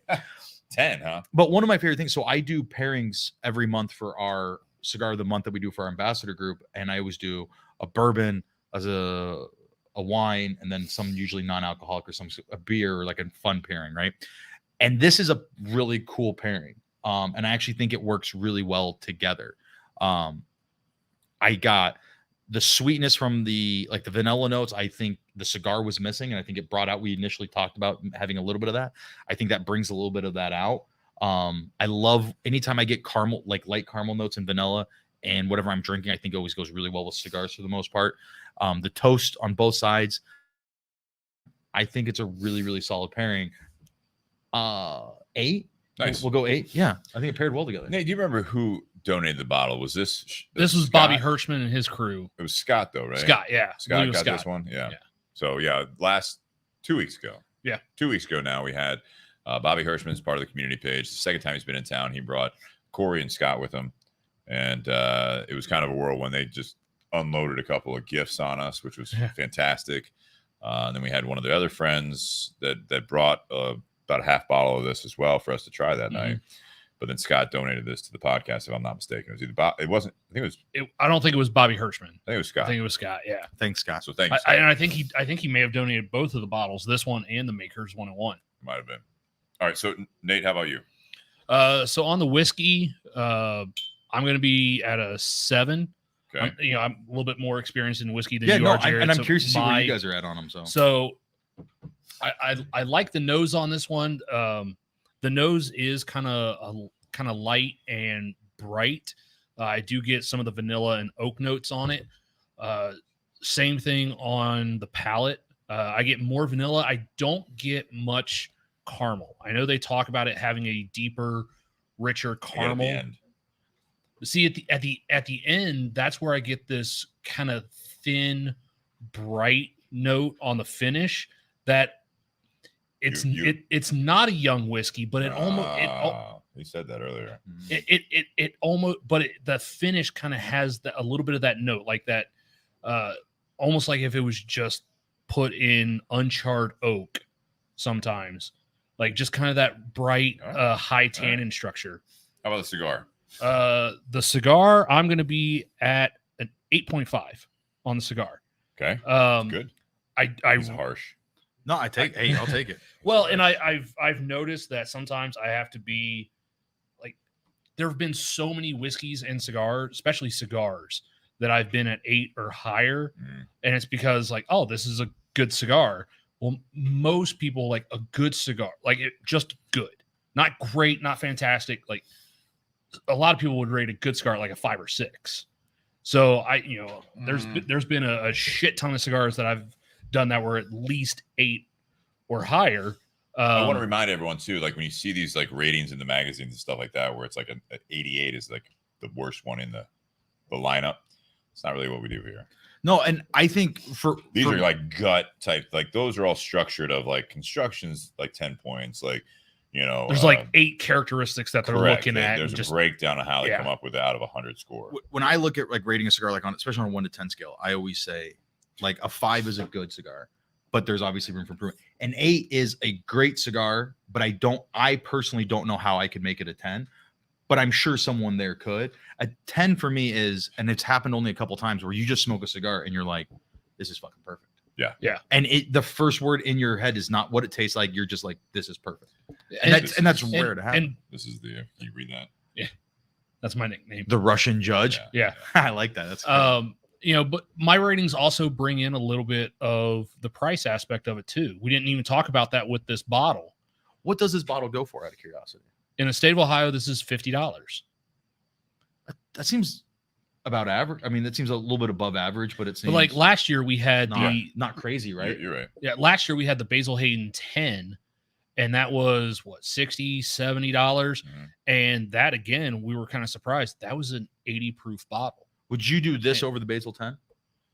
We'll have to revisit it. I would. You would? Okay. So I that's would. good news. I like what Jim Beam's doing with the Basil Hayden is that they're doing different projects. They've got like, what was the Caribbean or not the Caribbean? They had the you have the Caribbean one. You had the Caribbean and you had the rye or The Caribbean was really port. good. You have one that had rum in it, one that had port in it. That's what it was. The Caribbean cast was in the port, was in the rum barrels, and I did. My friends always give me those because they do have those sweetness to it. It was really good. Yeah, cool projects. But like this bottle at $50, I might rate this bottle a little bit higher if it was in that $30 to $40 range. Okay. You got a sliding scale there. I get it. Yeah, this cigar, it would go to a 9 if it was maybe that 10 to 12 mark. Price plays a big impact. Yeah, and that's fair because everybody is going to be subjective when it comes to price. Like it's always going to happen. Right? I will say this: when we had the cigar in the Tinder Box the first time, because of the price point and because we were kind of limited as to how many we had, I never smoked one. Yeah, I wanted to allow our customers the opportunity to smoke that instead of me smoking it at my employee discount. I'd rather sell that cigar. Yeah, of course, I get that. Having sold this cigar, when the Tinder Box brings it back in, now I can actually sell this cigar from an experience standpoint. Oh, so this is the first time. This is the first time I've ever smoked this I cigar. like it. I like that. That's So nice. so that now doesn't that happen often for me. That I get guys who have never smoked the cigar, especially guys like you. So now that I've smoked this cigar, if we get that Churchill, the number one, back in, and it's that $17.95 price point, now if a customer asks about it, I can actually explain to them why that cigar costs $17.95, and it's worth it. Yeah. It's worth getting for the experience. Like it's not going to be an everyday smoke for the average person, but it's definitely a smoke worth getting for the experience. How about the pairing? The pairing, I'm going to be at an 8.5 again. Okay. I actually like going from there, and you got to drink again. Yep. That's why I did that. I'm actually like going from the cigar straight to the whiskey. It actually kind of brought out this honey note on the whiskey. Nice.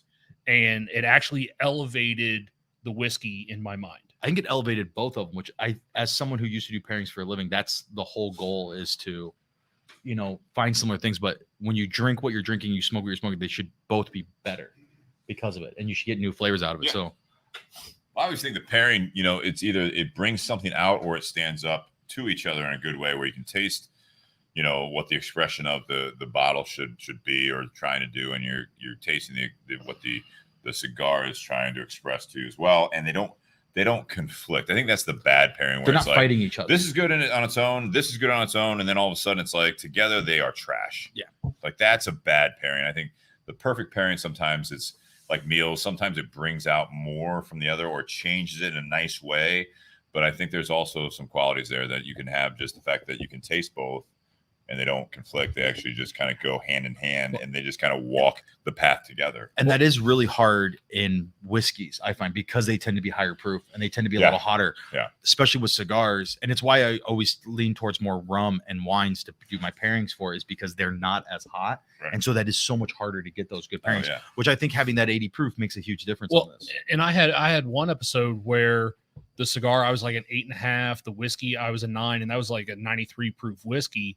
But the two of them were fantastic together. I actually gave the pairing a 10 because they complement. Right. It works well together.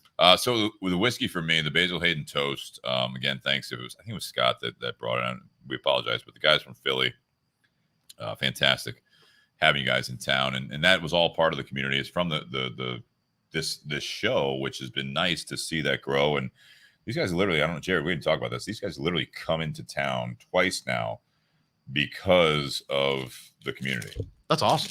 Yeah, they know Tim Kime, who's with Perdomo. Oof. Well, from Philly, right? So that's how they know each other.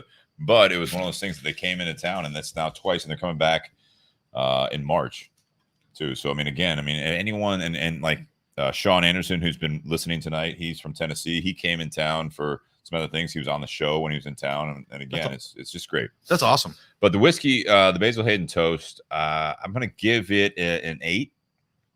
I think that this is a great bottle. $50, I think, is again, it is maybe a little higher than some of the stuff that you can get that's going to have a similar experience. But this is unique flavor for I would say not necessarily based on price, but again, $50 anymore in the state of Ohio, at least.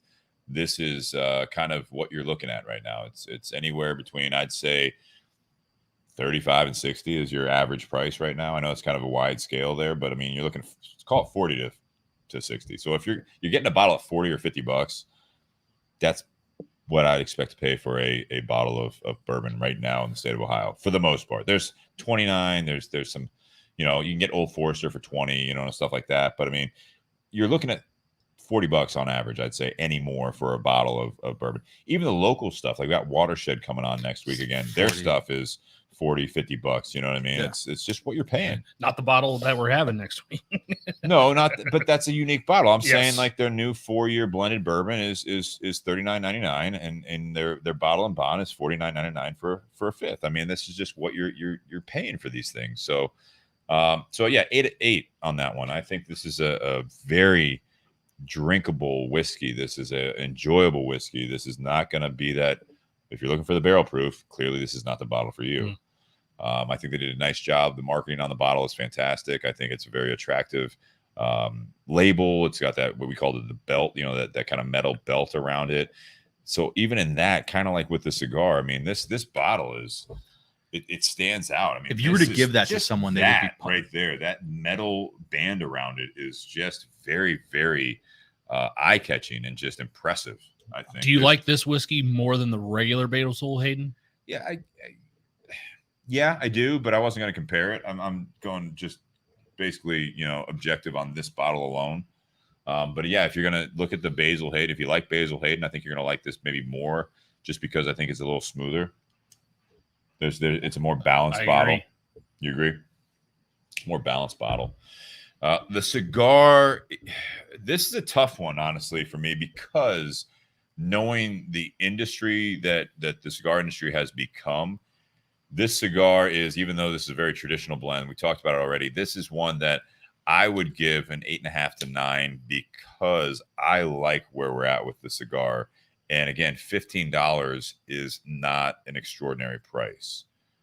From a relatively new and unknown brand still to a lot of consumers, the marketing gets them in. Of course. So this is one that you're going to see this on the shelf. I love the packaging. I love it. So you can see that kind of that background on the box on the screen right now. So if it's sitting in a walk-in humidor, you're going to see that part of it. It almost, if they leave that flap up with the story and the background, it's eye-catching. But I actually, not to take away from the box, this thing in coffins, the way that, and it's unique at Tinder Box at Easton in Columbus, Ohio, that the coffins stand out in a bin. 100%. It almost is more eye-catching. Yeah. Out of the box. Yeah. Once which you take it out of the box, like right there, it's like what you guys did with this coffin that's almost like tricky to figure out how to get it out. It's drowned out. It's almost like that you kind of muddied the waters with this beautiful box and that flap, that comes up. I almost would like it, and this is just me in my opinion, is you take that story and how it's flipped up and turn it into a shelf talker and flip it down with the story. I hate shelf talkers so I'm much. just saying. I agree. No, on this I box, agree with you. though, if you're on an angled shelf on a walk-in humidor, you flip that down. If you make it like a little bit stiffer, cardstock there, and you have the same cutout with the same graphic, but then it goes down. Now I can see the coffin. I'm taking that to myself. And Ray's asking. Yes. Ray's putting a bunch of question marks. So Ray, a coffin is literally each individual cigar. You see what I'm saying, though? Yeah, no. If that flips down, just like everyone else does it, it has it on. You can even have it on both sides, but if it flips down, now you can see that bottom, the foot band. You can see the whole coffin, and it'll pop maybe more. That may be something that might be in the works. Maybe it already is. Yeah, we've been talking about. As a rep, I hate shelf talkers because they always get damaged. So like Perdomo does the best ones, right? Like the ones that are actually already on the box that they have. Yeah. You open up every box. Christoph's done it for a long We time. are in the process of redoing some of our packaging. This one's not going to change a whole lot, but one of the talks is how do we make this thicker cardstock, Yeah. right? So it's going to add a little And it cost comes out to this- it, yeah. and it's literally just like that. Because you talk about Perdomo, a lot of his. We had Nick on last week. Is that when you open that, it now takes up almost a quarter, if not half, the box. Oh, it's yeah. in the way of grabbing the cigars. If you're just opening the box, you have to flip that out. flip it completely. over? Yeah. Altadis does it with a lot of theirs as well. You know what I mean? Like it's like it flips down. That would make this more attractive on the shelf for me. But So what's the score on the cigar? I say 8.5 to 9. I'd say if you're going into this purely objectively and for a more experienced smoker, I would give it a 9. A novice smoker. You were giving me all these like positive things at first, and I wasn't sure if that's like how like. No, But an experienced smoker, this is a 9. An inexperienced smoker, a novice smoker, this is a 7 or 8 cigar. I could see that. Does that Yeah. make sense? No, I see exactly where This you're going is with that. not going like they're gonna be like, oh, it's good. There's a lot of subtle, nuanced flavors in it that I think Yeah. you do miss, but at the same time, it's something that if you are a novice smoker, it's not super strong that you can pick up and you're going to enjoy. But I see where you're coming with that. That's And where I'm at. Yeah, So for me, it's a 9. For some of you wrote out 9 there down, that right? Yes. For yeah, Steve? Okay, so perfect. for some of you out there that aren't as experienced, you haven't had a lot of different cigars, you might smoke this now and say, oh, it was okay. I'll give it a 7 or 8. Smoke it in 2 years. I feel like it'll be more close to a 9 for you. I agree. The pairing, it's an 8. I mean, I think it's a good pairing. I think that they're both good in their own right. I don't get the added value to the pairing, but I also think that that's where I was kind of introducing this, is where I think that the whiskey stands on its own, the cigar stands on its own. There might be a little bit of a kind of a handoff as far as flavor, which is nice, but drinking the whiskey and smoking the cigar, it seems a bit fresh both times. So it's good. I mean, it's a solid pairing. It's enjoyable, but it's not like this new experience is now off the charts. I've smoked the cigar, I've drank the whiskey. Now that I have them It together, didn't it's change like, your oh my mind. God, Yeah. No, I get that. Yeah, it doesn't blow me away. Hey, I'll take it. Is this the most is this the highest cost or most premium cigar in the Micallef lineup? No. Okay. We make a cigar called a Reserva that's $40. Okay. Does that come in like a coffin as well, or No. It comes in a 5-count box in like individual slats. Okay. It's really good. It's really good. It's a really good cigar. We'll do that next time you're on. You know what? I was this close. I have a box in my car. We were this close. Yeah.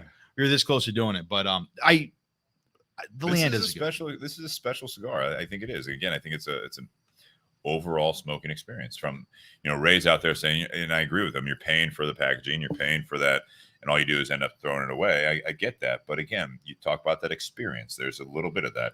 Why does a box why does a high-end scotch come in a box? There's no reason. It's just more packaging.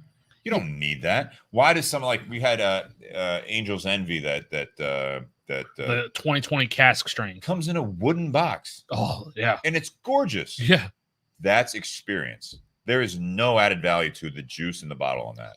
Louis the 13th comes Louis in an XIII. $800 Baccarat crystal decanter. Yeah. You know why? Because if I'm spending $1,000 for a bottle of Yeah. cognac, I want that shit to come in some Baccarat glass. And there's someone that's going to do what I do with a lot of bottles that are sitting here in the garage, and then I just throw it in their cycler at the end of the day. Like, what I mean? It's like, oh, what are you going to do with that? I don't know. It No, looks what pretty. And happens it's like, is- oh, I'll pitch it. It's getting in the way. The guy who has that on his bar when he's empty, whoever cleans his house takes that bottle and just restocks it with a new bottle, and then he's selling that shit on eBay for like That could $800. happen. He's calling that his Christmas bonus. Yeah, people can't believe that we just either give away or throw out boxes like scripts. Like, these are so beautiful. It's like they are. Do you know how many we have? We've already done it. I've done it myself when I got into it. I'm like, I had to throw away bags, like trash bags of cigar boxes. I'm like, these are great. I got to hold on to this. It's like part of the experience. And then at the end of the day, you're just like, I don't know what I'm going to do with Is it. there that much of an emotional tie to it that it's No. worth keeping? It's like collecting bands. But I do like Nick Perdomo that he did like the packaging for those sentimental, like at a wedding. His boxes are great for me can. to store anything in them too. Well, Like, and they've got the lip and it, but he Yeah. said like he wants that experience so that you can have a sentimental value to it. You know what I mean? Like it's part of the again, experience is some of this. well, and that's part of this cigar too. Like if you're going to spend $17 on a cigar, right? It's obviously going to be for most guys, not an everyday smoke, right? I'm going to Correct. buy a box of these for a wedding, Yeah. or for a bunch of guys, and I'm going to open it up. And as I sit there and I go, hey man, congratulations! I want to open it up, and I want them to see 10 individually coffined cigars with a store. Like I want that as part of the experience. So yes, you are paying for a little bit of that, but not as much as people I think. Well, Ray says one of my issues with cigars is all the waste. It can get excessive if he's an everyday smoker. Like again, he could buy it. You know, he'd be a bundle guy. You know what I mean? Take the bands off. Just tell me what it is. I'm going to smoke it. I'm going to enjoy it. But again, in the business side of it is that you want to have this experience. I'm like Ray. I could care less about the box, but I will say this it should be optional. Yeah. But unfortunately, it's the majority. I personally, as a salesman, has someone who's in charge of representing the brand, right? Yeah. And for multiple at one point for 2 different companies, I hate bundles because, while yes, there are guys like Ray who don't care, right? Especially for a newer company. With my last company, it was known people didn't really care; they were going to buy it anyway. But for this company, when people walk in the store, it's probably the first time they're ever seeing that brand. I want the first time they see that brand, I want it to be, it's like a job interview, right? Yeah. When they walk in, I want to have that clean shirt. I want to have a tie. I want to have a jacket on because that's the first time you're ever going to see. You might not hire him that day. That's a good analogy. But you're going to think about it, right? Whereas you might have the best candidate in the world, but if he shows up in jeans and a t-shirt, now, are there guys like Ray that would hire him and smoke his car? Yeah, there are. Depends on what the job is. Absolutely. But the majority of people and the majority of consumers out there don't. You'd have to have a major shift, and this is what I'll leave on part 1 here. So you have to have a major shift. There's a reason that these bottles in the whiskey industry look a certain way. There is marketing because it's sitting behind a bar. It's sitting at your bar, which if you're just the one drinking it, you don't entertain, who the fuck cares? Mm-hmm. You know, it could just have a white label with like black print on it. But if it's sitting on a shelf in a liquor store or on a bar, it needs to be attractive. Same thing here. Not everyone uses the bins. You know, no one uses the bins. It's all you guys are one of the walk-in- few stores that walk-in humidors. So if you're walking into this, and it's not just in your now personal collection you ordered online or whatever it might be, and you're beyond the part of like the majestic side of like your first cigar box. I remember I bought my first cigar box and I was like just super excited. Oh yeah. Opening it up, untying Oh, the take that ribbon on cellophane it. off. Oh yeah, man. But now it's just annoying. You know what I mean? Like I gotta throw all this shit out. You know what But I mean? you have to do it every day for Yeah. work, so it takes away from it. So, but when you're walking into a walk-in humidor, if you've got everything just literally like sitting in a cellophane bundle that's like torn open and all this stuff, it's like it's a mess. Yeah. It would be drowned out. Like that's where this really stands in, and I think it's a passion side of it. I think there's a business side of it. And I think there's a lot of it that you see different trends of what is being packaged. You know, you go from even the Cuban side of it before, you know, what we're talking about, how this is developed in Nicaragua. You had dress boxes and then you had Cuban wheels. Mm-hmm. And it was known that if you get one or the other, you have to let it sit or you're ready to smoke it. That's just how that works. If you're just a smoker, like you don't get the dress box. Like, don't worry about that. You get the dress box, you gotta let it sit for a second.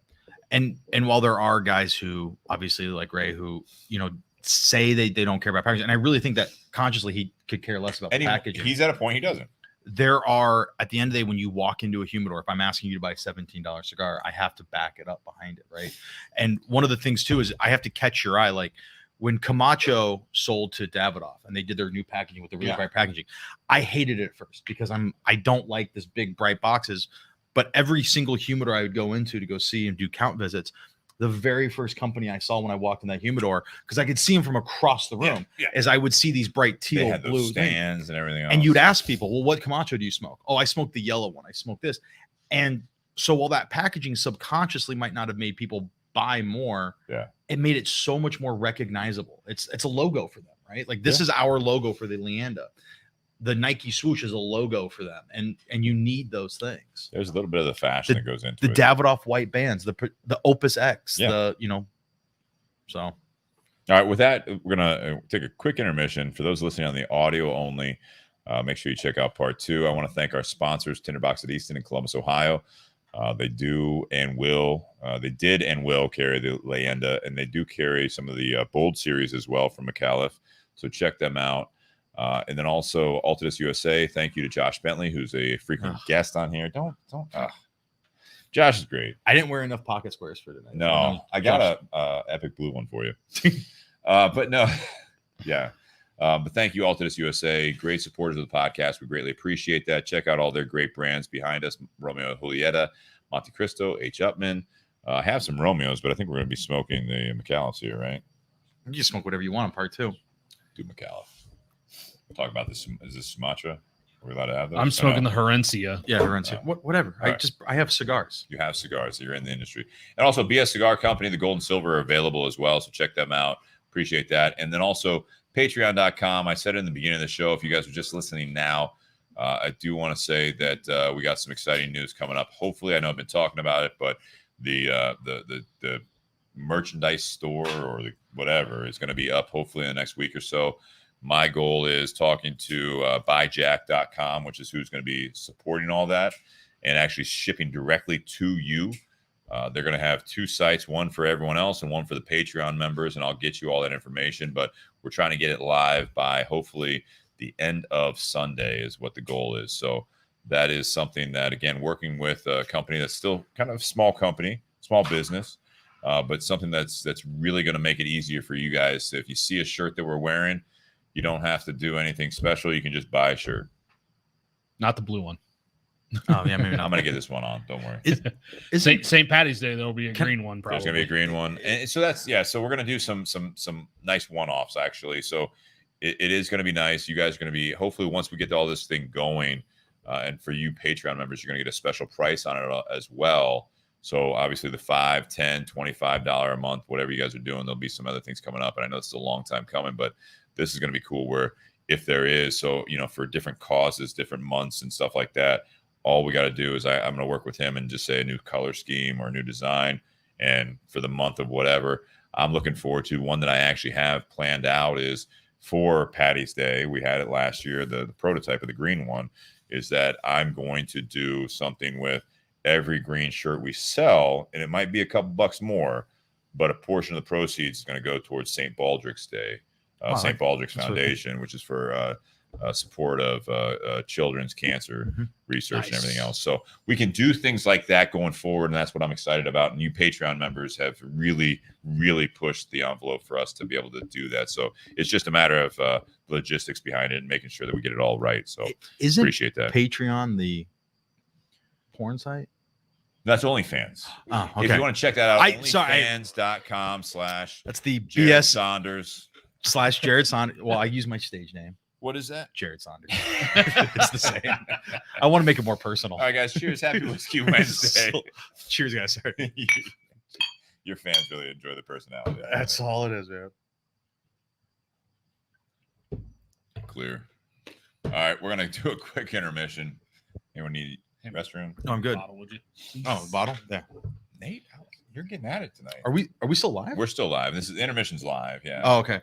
Well, for the record, I've been wondering the Patreon question since you mentioned it because the whole time was going. I think that's like if you buy like tier 2, you get like a free naked Polaroid or something like that. Like, no, that's so we have $5, $10, and $25 that are posted on there. If you do $50 a month, then you get the Steve Crane. Not Steve Crane. Steve but Crane shirtless. There's nudes Just of the guests. When is the Bourbon and BS like Calendar? swimsuit calendar coming out? Jesus. You should do it with all the reps. Like every rep gets a month. Oh. Altadis responsible. I was about It'll to just say, be Bentley and every if one the of two them. if the two of us are doing it, I like, hope Bentley watches this and he's like, if- why is Jared just giving me shit the whole time? if I the actually two of like us are him. doing it, like Steve's got to be a summer month. No. I'm December or You and me January. are whatever like- involves the most clothes. Yeah, winter. Winter. There's Jared modeling the latest parka. Freddie Car- Burt says, look up the Russian judge on OnlyFans. Well, so, What do you I mean, charge? not enough. It's amazing. I subscribed and he paid me. It was weird. No, when talking All about right, I'm gonna package, smoke this guy. since Yeah. we're in intermission, talking about packaging and stuff like that. One of the more recent examples I've seen of that was the CAO Consigliere. It used to be the CAO Sopranos. Yeah. And it had that box that kind of looked like an old 70s Cadillac trunk with the slope front, the ridge right down the middle, had the black leather on the inside. And like when that cigar first came out, empty boxes were selling on eBay for $20 or higher. Oh, easily. Just because of the box and because it had the Sopranos logo on it. And they were in contract with HBO for the licensing, and they wanted to have something that represented the show. Once that show went off air and they no longer had that contract, obviously they couldn't still call it Sopranos, but they kept the box red, but they went to that more traditional, just square red box. They renamed it, and just doing that dropped the price on the cigars. Yeah, I mean, that was part of it. I think one of my, the Camacho, but one of my favorite repackaging designs that I saw in the last couple of years is Crux Cigars. I mean, here's a brand that makes great cigars, and the cigars haven't changed. They're still great, but I see 100 times more Crux cigars on shelves when I walk into stores. And part of it's because I'm recognizing it more because they have those beautiful white and like color boxes, and they stand out. And I haven't seen those in person. I don't know. The new packaging is unbelievable. Like they did such a good job. I've seen pictures of them online. Their 5-packs are sexy as hell. Like Jeff Hagen, who owns Crux, owns a shop up in Minnesota called Perfect Dash, and I actually was talking to him. They hired a marketing team to do all this research about when they did their repackaging, and he showed me all that, and they did a lights out with it. It's great, but you notice it so much more because of the new packaging. Yeah, I've seen pictures of them. I haven't seen them in person. I haven't. Calendar idea, not so much. Maybe we'll get some new Patreon members for their calendar.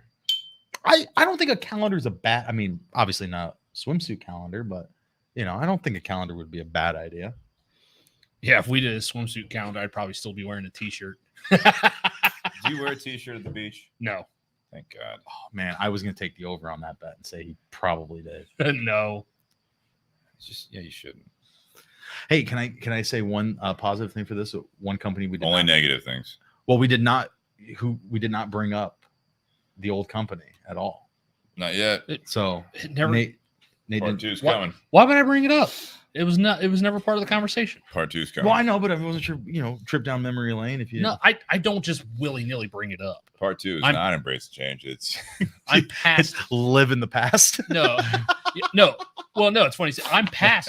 I'm past. I'm just kidding. My wife, on the other hand, not so much. Okay. Well, there we go. See what I started? Hey guys, I gotta go. We'll see you guys later.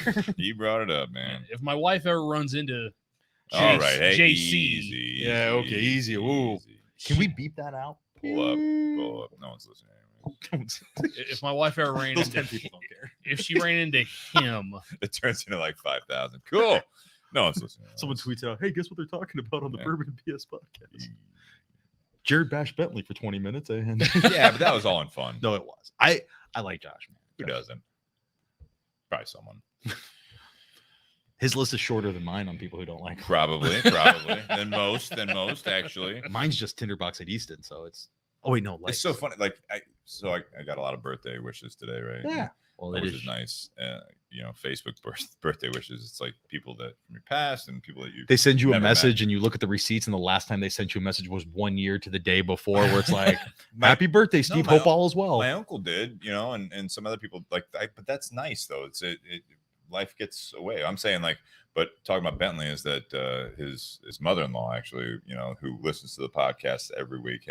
Oh, great! So he's definitely gonna hear that. I was giving father-in-law. Yeah, I mean they listen all the time. For the record, I really, really like Josh Bentley. He's a really good guy. Josh, some guy was making fun of your pocket squares. Jonathan Herring says I'm live tweeting these comments. All right, let's get into part two.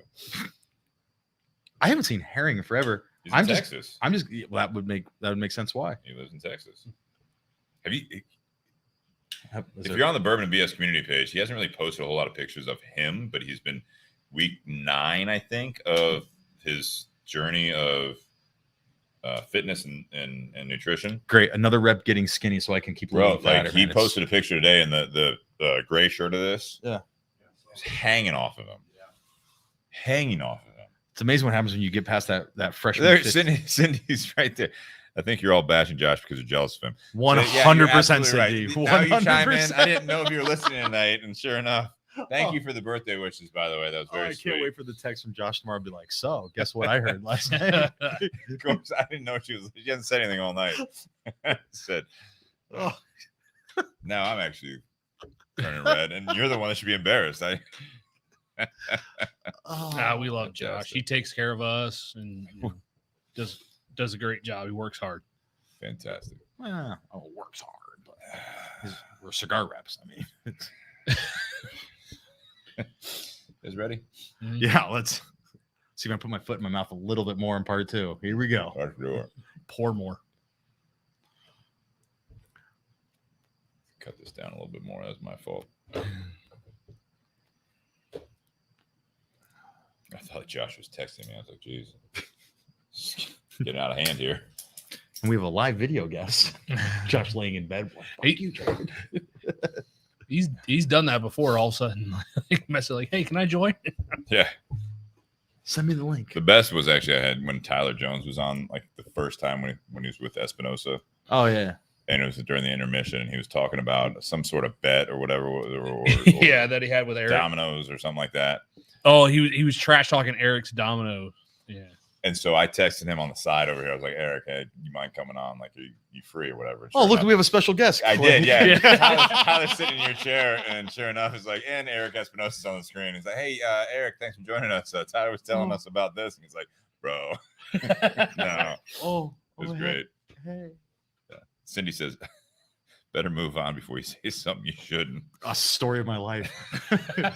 Thank you for you know tuning how many in. times I've heard that and then been like, yeah, no, I'm good. And then like 10 minutes later, I'm like, I should have listened. Should have walked out. Should have Should walked have out. left. Should have gone home. I gotta quit listening. There's a reason I knew part 2 the last time. I have the Quit listening to the one on your left shoulder. Yeah. He doesn't even exist anymore on the right. Welcome back to the Bourbon and BS podcast, everyone. This is episode 189, part 2, and we are talking with Jarrod Saunders from Micallef Cigars. Still, in part 1, we had the Leyenda No. 1, which is kind of it's a torpedo, but it's kind of the shorter one, 5.5 inches by 52? Yeah, by 52. There's a No. 1 as well, which is about 2 inches longer, similar ring gauge, I believe, 52, 54. It's the same. It's the same shape. It's just Longer. It's 2.5 inches longer. So that's from Micallef. Listen to part 1 if you guys are just tuning in, or if you guys are listening to the audio. Excuse me. Make sure you guys check that out. We also are drinking the Basil Hayden Toast while it lasts, which it's obviously it's drinkable because it is going pretty quickly. I could see how if you are like I'm nursing mine because I don't drink a lot of bourbon. Right. But if you like bourbon, I could see how that bottle will go very quickly. Mm-hmm. Yeah. And right now I'm smoking the Micallef Grande Bold Sumatra, which is a cigar that is carried by Tinder Box at Easton, right? Yes. Yeah, you guys have the Sumatra. We had the Sumatra. We have it. No, we still have it in the Corona. Okay, we have it in the Corona size. Ooh, that's the I size. love it. It's my walking cigar. It's great smoke. It's a good cigar. It reminds me of. And I want to thank our sponsors for supporting us. Tinder Box at Easton being one of them, obviously in Columbus, Ohio. They do carry Micallef Cigars as well as our other sponsor, Altadis USA, among 500-600 different cigars as well. So One of the best reps in the industry that works for Altadis USA. Josh Bentley. Yeah, Josh Bentley, great Yeah, guy. I don't know yeah. if you guys have met him. He's unbelievable. Is that good, Cindy? Is that? Yeah. I'll take it. Tinder Box at Easton, check them out. They're fantastic. Again, this time of the year, I know everything's kind of slowing back down, getting into the fall. But this is a great time to actually be able to smoke, obviously, inside a shop if you can get it a lounge or a shop, or like obviously it's still this. beautiful right now. Yeah, if you have a patio or if you're in the Columbus area, check them out at Easton. They have a shop with several seats, a patio out front, and also we have Fido Irish Pub and Restaurant that has many smoker-friendly seats as well, with the opportunity to have whiskey, obviously bourbon, and also food. So check them out. Do all Fidos have smoking patios, or No. they just do that because It worked out. depending on the state that they're in, right? So obviously Obviously, Fido is in many states, so it depends on the state laws there. But great partners and friends with Tinder Box at Easton. So I've had some long nights on that patio. Yeah, a lot of people have. Yeah, I also have. But never. Steve's never once drank a Fido's today. Not today. No. See, there we go. Yeah, day one. last at least 12 hours. Altadis USA, like I said, thank you, Josh. We talked about Josh Bentley very affectionately. But no, I appreciate the support. Obviously, another year coming with the support from them, which is amazing because they're such a big company. And it's cool that they sponsor you guys like that, though, man. It's, like, because you guys all are a smaller podcast, so that is really. When we first started this, Paul Waller, who's moved up in the company, he was the rep at the time, and he really believed in what Jake Sanders and I were doing. And he thought that there was something there, and he's obviously done well for himself in that company. He sees things, and this has been like a pet project for them. And excuse me, but it's been nice. Josh has kind of carried the torch, and Paul's still with the company, and they really have just believed in what we're doing. It's not going to be the game changer at this point, but who knows? 5-10 years from now, maybe we do something a little bit bigger. But this is not the everyday podcast, and this is where we're getting at with the part 2. Is this is not part of the normal cigar or whiskey podcast. And that's what I loved about it, is that Paul saw that, Josh still believes in it, and the support that they have. And then even you being in the industry, and you've been on before, and you're part of the community. It's a unique little bit of a niche in this industry and the whiskey industry, and just hits people. Again, Cindy being a part of this because Josh is, but again, she and her husband listen to the podcast on a fairly regular basis. And it's just because it's something that is different. It's not just and I love the quick cigar reviews. I love the bourbon reviews. But I love the it gets shows old about after that. a while. And like, I'm a part of a lot of them. Yeah. And it's nice, but I don't watch a lot of them because I talk cigars day in and day out. And I love cigars, and don't get me wrong. Passion and job. But there is some times where I'm like, I'm good. Yeah. Let's talk about something else, Yeah, check out BS Cigar Company as well. Gold, silver available. Placencia makes the gold. Espinosa makes the silver. Fantastic cigars, I think. Partly because I'm part of it, but I do like them. I know you guys have smoked them. I know you enjoy them. A lot of the Bourbon and BS community page likes them a lot as well. Again, not what you guys are doing with Micallef. This is just something that we utilize some great tobacco and great companies and have a different offering. Sometimes you put a third head in there as far as, working with the owner and the blenders of this. And it's just something that, like, this is what we want, and just kind of brings a different expression to cigar smoking. So check them out as well. And patreon.com, if you guys aren't a part of that, patreon.com, not OnlyFans. As wait till Jarrod that $50 tier comes. I'm just going to start just putting out my signed Polaroids, personal PayPal. It's like, hey, what do you want? It's $20, $20. What do you? They don't call me Jarrod the boat builder. Sorry. Patreon.com/bourbonbs podcast. We can tell this bottle is going down very smoothly, which is nice. Tonight in part 2, this is the difference of this podcast for those that are new to the show.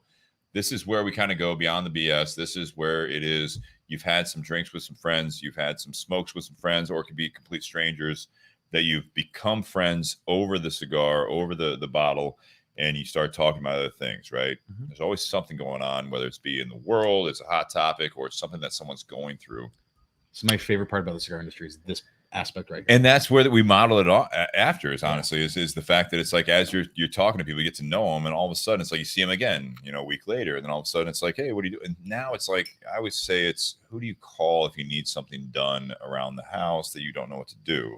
You have someone in your old school Rolodex, if you will, that you have someone that knows. Today I had one of a customer of Tinder Box, Greg Sanston, who's a friend of mine through business, right? Cigar smoker. He's also a contractor and handyman. So I have something going on in the house, and it's like, who do I call? I tell anyone, if you need anything accomplished in your life, go spend an hour in a cigar shop. Yeah, you'll find someone that can do it for you, or they know someone that can. Friday, I got some stuff going on. Like, so my car's out of warranty now, and so for the first time, I took it over to the dealer and all this stuff, just because I heard a little like creaking or whatever, and like, oh, it's just the bushings, whatever. We did find this as well, and I'm like, oh, okay, cool. Got their estimate, and then it's like, well, it's out of warranty, and I hate to do that, but I call my buddy Dennis, who's a customer of the shop. has his own garage. He's picking it up from the shop on Friday, taking care of it for a fraction of the price, and here we are. When So I first again, it's all part of that, and I love Jody Jax out there. Love the bourbon and cigar review, but my favorite part is part 2. 100%. When I first moved to Chicago, I tell a story about I was dating this girl at the time, and she was in a hit and run accident. Someone ran into her car and drove away, and she got the license plate number, and her insurance company was kind of dicking her around about it because it was a hit and run, right? Yeah. And so I said, well, give me your information. I went to the cigar shop. I spent 2 hours. I had a police report filed from the police chief of the town that she was in. I had, and the warrant issued for the guy's arrest because they ran his plate number and found out who it was. Yeah. A vice president of the insurance company that she had was a member there. So he got the insurance ball rolling. And then a guy owned a tow truck and a repair shop, had a tow truck scheduled to come pick her up, and he was going to complete it and not charge her because the guy who was the insurance guy said, well, I promise you we'll take care of this. And she goes, how you get shit done. She goes, you've lived here for like 60 days. And I was like, I just went to the cigar shop for a couple hours and it's all taken care of. And you can literally walk into like the Tinder Box in Columbus. You don't even live here. But if you had something you need to get done, it's just good people. It's good people. Yeah, you literally can just walk in and be like, "Hey, I got an issue going on with my car. I don't know if it's gonna make it back to Chicago. Like, who should I see?" You're like, "Oh, hang on, let me call someone." If with all the travel that I do when I'm on the road, if I need anything at all, the first thing I do is I call one of my store owners or managers, and I'm like, "Hey, I'm having this issue with my car. I'm having this problem," and he goes, "Give me 10 minutes," and he knows one of his customers. Problem solved. And it's just, to me, that's something that's kind of lost today. It is. And it is. So that's why. So roundabout. That's why the second part of this is really cool because this is why I like the industry. The cigars are great. Yeah. The bourbon's great, but at the end of the day, it's this shit. It's this. Relationships.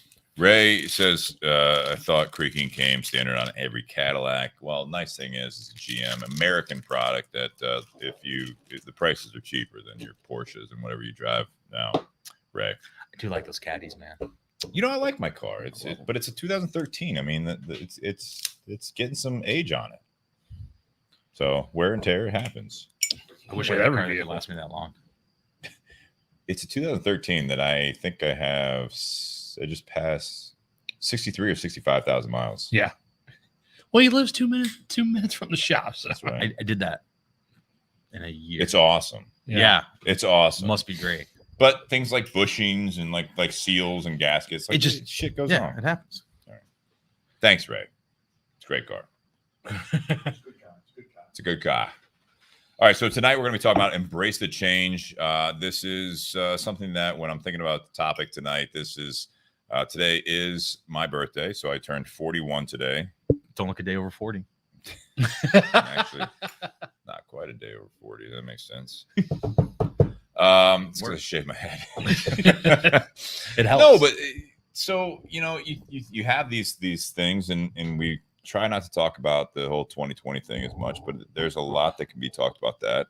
We were talking earlier in part one that we kind of transitioned into a little bit of this is that, you talk about the big companies that they see the change happening in industries and they can either stick to their initial plan or they adapt. We've talked about that in the podcast before, which I think that's a bigger picture of embracing the change is adapting, right? Because I think there's different mentalities when it comes to embracing the change. Me personally, over the last year, jobs stayed the same for the most part. You know what I mean? We made it through the 2020. There was a lot of change there that happened. And me personally, we talked about it on the podcast with the shop. And I know a lot of you guys went through a lot of this as well in different arenas, whatever your career is. Everything was working from home and all that stuff. Some of us couldn't do that. You went through a lot during that time. In fact, I remember a time during that. I vividly remember I was drinking Uncle Nearest that day, sitting right there, and with my now ex, we were sitting out here, and I got a call from Jarrod after he had gotten let go from his previous company because the one cigar company, and we don't have to talk about what, and everyone does, everyone handled it differently. So that's one of those things. No one knew what we were going through at that point. First, it was a 2-week thing. Then it was like, oh, now we're 6 months. Now it's like, oh my God, our business may fail. I think but I remember that call when you called me. I was literally sitting right over here looking out. We're hanging out, listening to music. And you called me. I walked over because the table was set up. And I remember talking to you on the phone. And we were just talking about where you were at and all that stuff because I didn't want to reach out to you Yeah, no, I and should have, but no, it was one of those it's- things. It's like you had this mindset at that time. Not why I picked the topic, but I remember these things during all that time that I had already been rolling through it with the shop and going in, shipping out stuff, doing things differently. You know what I mean? It's like shit's hitting the fan. You can either just kind of curl up and stay in your house and just whine about it and all that stuff, or you can figure it out. And there's other aspects of it. It's like you can, like you said, live in the past. You're joking about in the interview. Yeah. Like, live in the past. And there's other attitudes where it's like you just forget the past and just shut it down and like it never fucking happens so you can survive. I don't think that's the healthiest way, but sometimes it works for people. But you had a really, really, I thought, healthy mentality about when we talked on the phone that day, and it was summer of last year. Mm-hmm. You know better than I It was would. March. I mean, it was obviously, it was a very, I mean, to be very honest with everybody, I had a very rough 2 years. Like leading into 2020 was not the greatest 6 months. Oh, sorry. I moved this back. I can remember move up.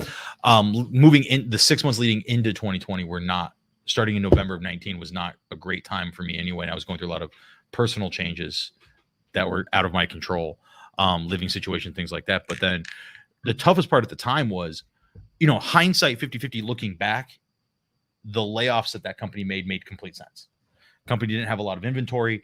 COVID lasted. At the time, it didn't make sense. It was personal. Yeah, at the time, it was a business decision, a personal decision wrapped in a business decision. Even from the outside, as a step away as a retailer, or someone like I'm working for a retail, like knowing you from that standpoint, it was like we're looking across the industry in the United States, and it's like, well, no one else is laying people off. No one else is, they're just trying to hold on to their people. And your company that you worked for was the first very early on. I got laid off on a Friday. It's almost like an opportunity. The COVID restrictions were supposed to lift on Sunday. Now on Sunday, they decided that it was going to, like in Chicago, was going to be for another 2 months. But at the time I had gotten laid off, on Monday, things were supposed to be back to normal. That was what everything was going.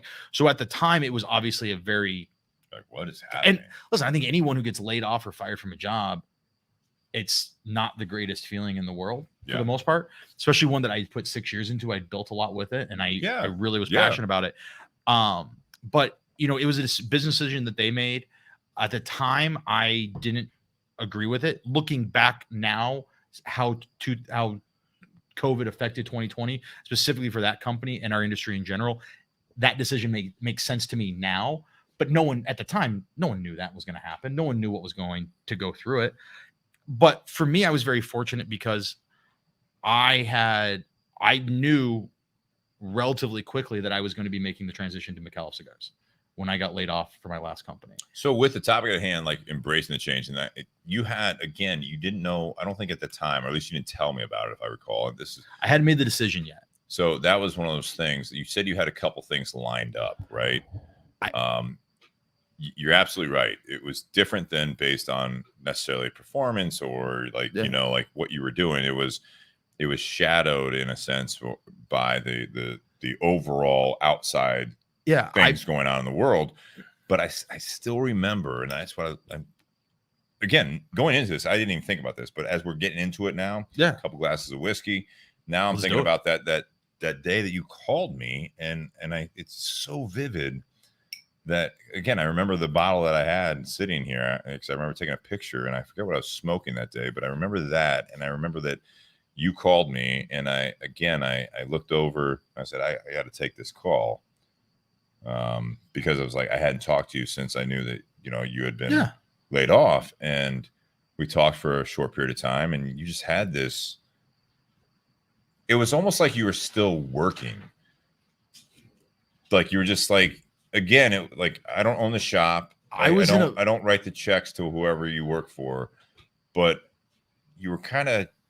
There was a piece about him. There was something there. Like I don't know why you reached out to me, but it was one of those things that because we do have a friendship as well. Like we watched some of the Cubs games together when they were there's a connection there. But you called, and it was really cool because I remember I got off the phone, and again I to my now ex I was like.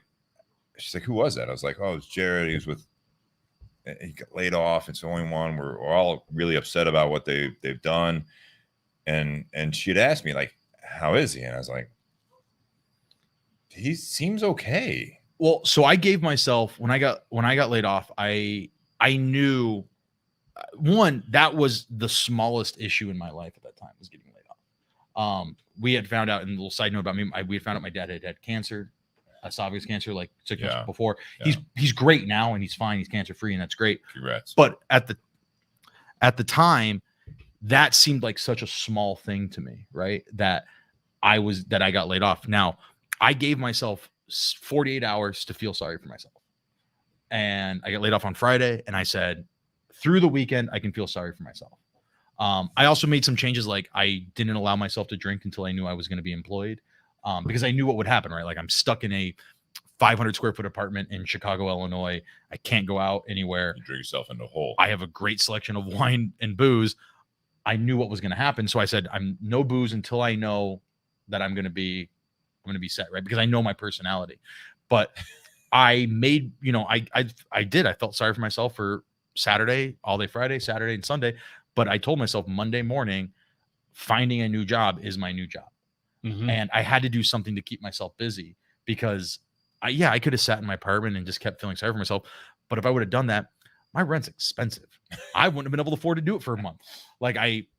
And that was before we knew about these unemployment, all this other stuff. Like, before they wouldn't. Shit, looking back on it, I would have been unemployed for a lot longer if I would have known that. Unemployed, and especially in the city of Chicago. Illinois was paying people's damn rent. Oh yeah, you would have been fine. Yeah. You'd still be fine, I think. Oh, I probably, yeah. No, but at the time, I had no idea any of that stuff was going to happen. Person either. And so I was like, so Monday morning, I made some calls, and I'd already talked to my current boss, Andy. He texted me on Sunday just saying, hey, I want to talk to you next week whenever you get a chance. So I knew some stuff was in the work, but I personally wanted to reach out to guys that I had a personal relationship. So I had about 20 accounts that over my course of my 6 years with my former company, I had developed more than just a work relationship with them. And some of them there was either personal relationships or they were big accounts of mine that I wanted to maintain that relationship with moving forward into my new role. Yeah. But yeah, you and I had a friendship beforehand, right? And still do. And so there were a few accounts that, like I said, I just reached out to, and I needed to fucking talk to somebody. I sensed that too. And it was just one of those things where I just needed to, but I knew the people I talked to were not going to be the people that were like, what I say, the woe is me, like, oh, like they would have been people who like, all right, man, like whatever you need, like let us know, and and we'll get through it. Those are the people I try to surround myself when that stuff happens, right? And I think that's the key. Anytime you go through any major life change, is who you surround yourself with. If you surround yourself with the people who are going to say, oh, yes, you should feel sorry for yourself, you should feel sorry for yourself, and they just keep putting that in your mind, guess what? That's going to be your mindset.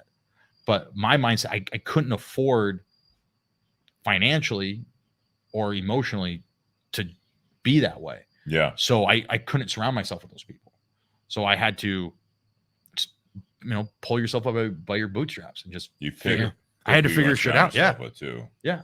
And I'm incredibly fortunate. I was able to so quickly match with a company that I did match with that actually was a good fit for me. Yeah. Because there would have been a time where, sometimes you just got to take a job because you just need to take a job. And and it happens. I think we've all been in that situation at some point in time in our lives where maybe we're in between two careers, or maybe it's a job early on in our lives or something like that, where we make a decision because we just need to make that decision and we need something, and we'll find the right thing later. I was just very fortunate that the first thing for me was the right thing, because I talked to a couple other, once I knew this was probably going to work out, I still talked to a couple other companies. Yeah, you feel it out. And I was very fortunate that at a really tough time where people weren't hiring guys, I was able to make it. I was able to make a decision. You lost your job during that time, unless you moved to an industry that was booming for the reasons that they would have at that time. Mm-hmm. If you want to stay in an industry that you lost your job because you were laid off because they couldn't sustain that. It's tough to stay in that industry. You're not go into a similar career field at that time. I mean, that's what we saw, and you still see that a little bit. Yeah. Right. Well, there's some industries that are not hiring still.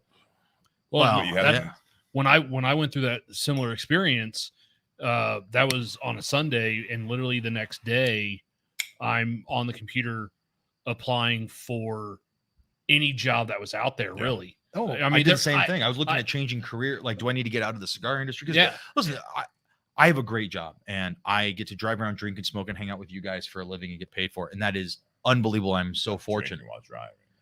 Yes. No. Yes. You're not No. drinking while No, driving. I'm not drinking while driving. Yeah. Smoking while driving. Oh, all the time. Sure.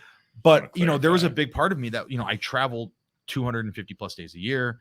There's a big part of me that said, well, do I need to change industries? Is this the sign that I needed to move on to something different, right? And so there was a couple conversations I had with a couple other industries about what roles were out there, and Luckily, you're in sales, so that translates. yeah, but to be honest with you, Steve, I fucking hate sales. It's very interesting to say that. No, it's and I told with Al, if you're listening, he loves No. sales for your company. He's not listening. It's fine. he's not listening at all.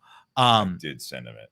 I didn't send him that. You should have. I don't have his contact information. I think I barely do.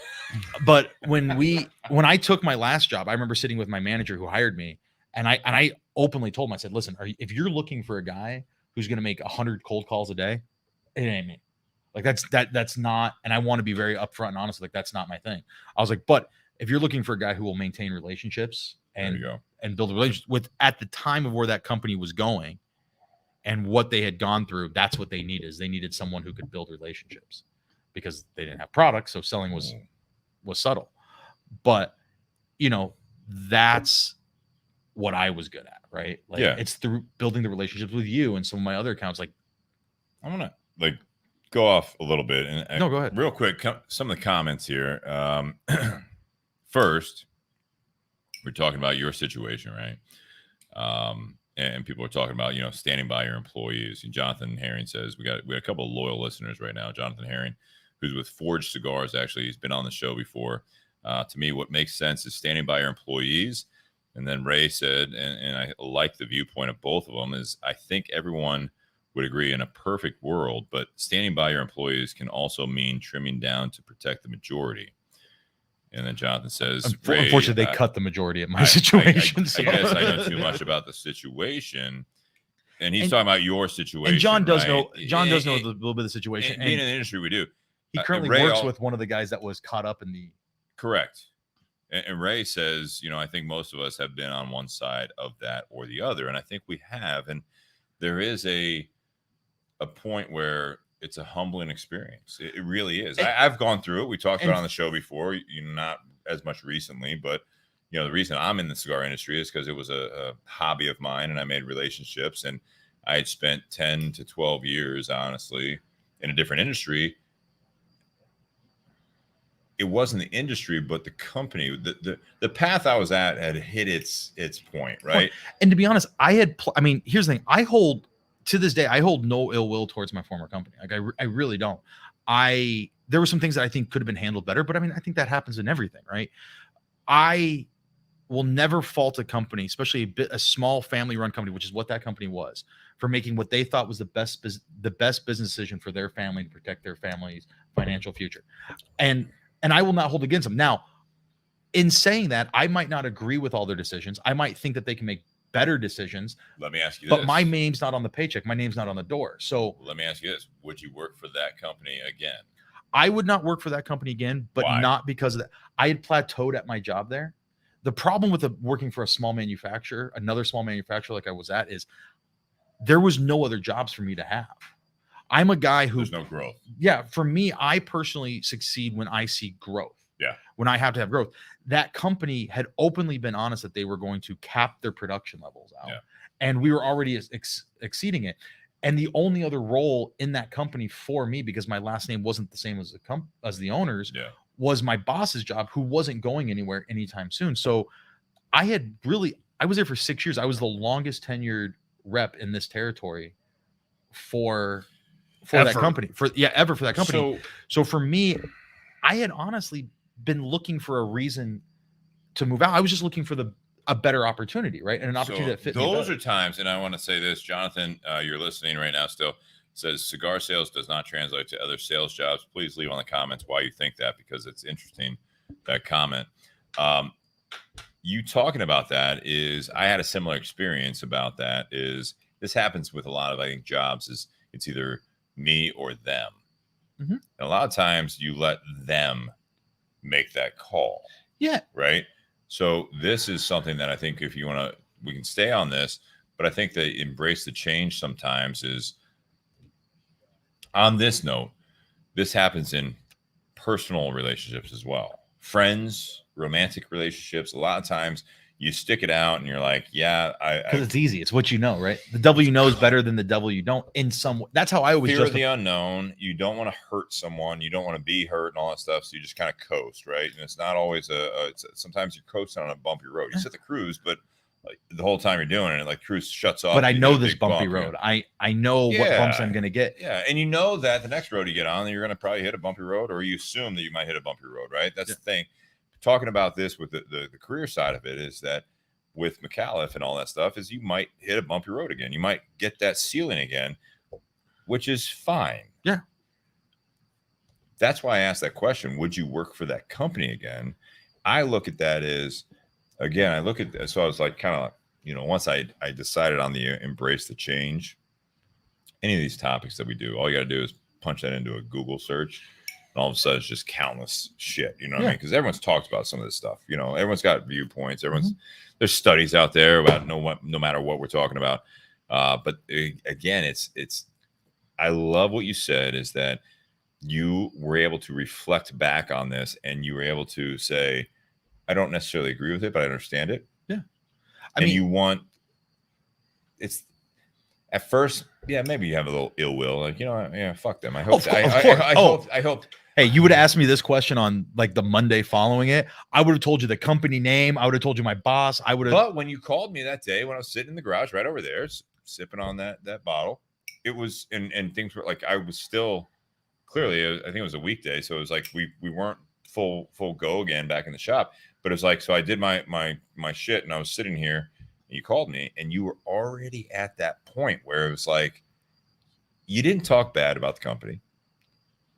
And I thought you were being professional, but I thought about it afterwards. And now looking back today, especially, it's like, it was not a surprise to me when it happened. I literally had asked my company 4 times leading up to that week if I should look for another job, because I knew my company well enough to know that was probably going to happen. Yeah. So it while it was a surprise because of how it was handled, it wasn't that big a surprise. I kind of had a feeling it was going to come. A lot of times, it's coming. Yeah. I used to manage bars and restaurants, and I was told by a manager of mine one time I had to fire someone, and they were like so shocked. My boss said, you should never be surprised. Like if you terminate an employee, they should never be surprised, right? If you're doing a good job as a manager. If you're oddly enough, side note, you've heard this before, Nate, I think, is when I was let go from my last job, 9 years ago almost. I was the GM, been there for 10 years in management. Yeah. Couple seasons before that. That's exactly what the owner of the company said to me, is that normally we preach that, you shouldn't be surprised if you're getting let go. And he said to me, I know you actually practice that. Yeah. That's not the case today. Yeah. And listen, that's a tough one. And sometimes happen. And I know you had a situation that was similar. And like, but that I blame. Ray wants to hear from you, Nate, by the way. I blame more the managers in those situations and less the company as a whole, maybe. Well, I think if there's an employee that is not doing well in the company, whoever their manager is, they obviously would see that, and that manager, and unless they don't care about that employee whatsoever, that manager should take it upon themselves to work with that person and help them in the areas that they're lacking in order to improve what they are doing. No, 100% agree with you. Yeah. And I think a good manager should do that. A good man. Yeah. I mean, that's what can make it tough sometimes, though, is when it's something that is completely unexpected, completely out of the blue, and there was no communication. Like, if you didn't know that you were not doing a good job, that's an issue on the people above you. Yes. Yeah, I totally agree. And especially in sales, the nice thing with sales is Now, if you do something that you completely fuck up, Yeah, and that's a different story. But like if you're going out there and like you're working hard, but you're just not hitting numbers or you're making mistakes, you're fucking up, like you need the tools in your toolbox. And Yes. yeah, I took some of those management courses that you've taken. No, I didn't take it. Those are all on the job. But you know what I mean, though? That's your manager's job. And your former Well- manager, his job should have been to give you the tool. Like, all right, Well, if and- you're and- not hitting and- A, let's give you the tool so that you can hit A. well, and There's initially, three things real quick, by the way. The tool belt is that you either aren't given those tools. Yep. Right. That's what you're talking about. Sometimes you're given those tools and you choose not to use them. Mhm. That's another management thing. And the third is a capacity thing. Is that Sometimes you can't afford those tools. you just don't have the tool belt to fit all the tools that are needed to do the job. Your capacity is you're beyond your ceiling. Like you're just not suited for the job. There's those three things. The worst is when you have the tool belt, you have the capacity, you're given the tools, and you choose not to use them. That's on you. That's Yeah, of course. I don't want to say it's not manageable, but it's something that it's like you said on you. But if you have that conversation over and over again, like, well, you got to use that hammer for that. You got to use that hammer for that. Well, And and it's like, sometimes well, you yeah, gotta I know, but I just want to like, use this. I think I can get it the other way. It's like, no, I'm telling you, like, for that job, you need to use the hammer. And there's just this blowback.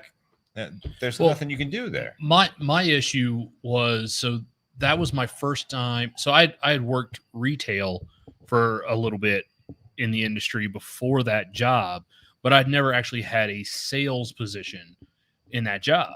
And when I started, my manager, because they changed managers right after I started, my new manager was telling me like, hey, I want to actually work with you. I want to be with you every single month to help you. And that just never happened at all. And so like I had a tool belt, and by tool belt, like I'm talking about the product. Like I had the product to sell. You were given not a tool belt, you're given the tools.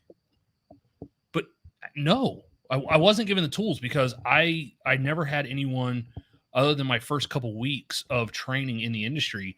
I never had anyone actually spend time to teach me how to do the job better. They never heard that about the cigar industry. They never. That's our industry. That's my, a lot of industries, like, honestly. my That- first that's day. it. My first day on the job was the trade show.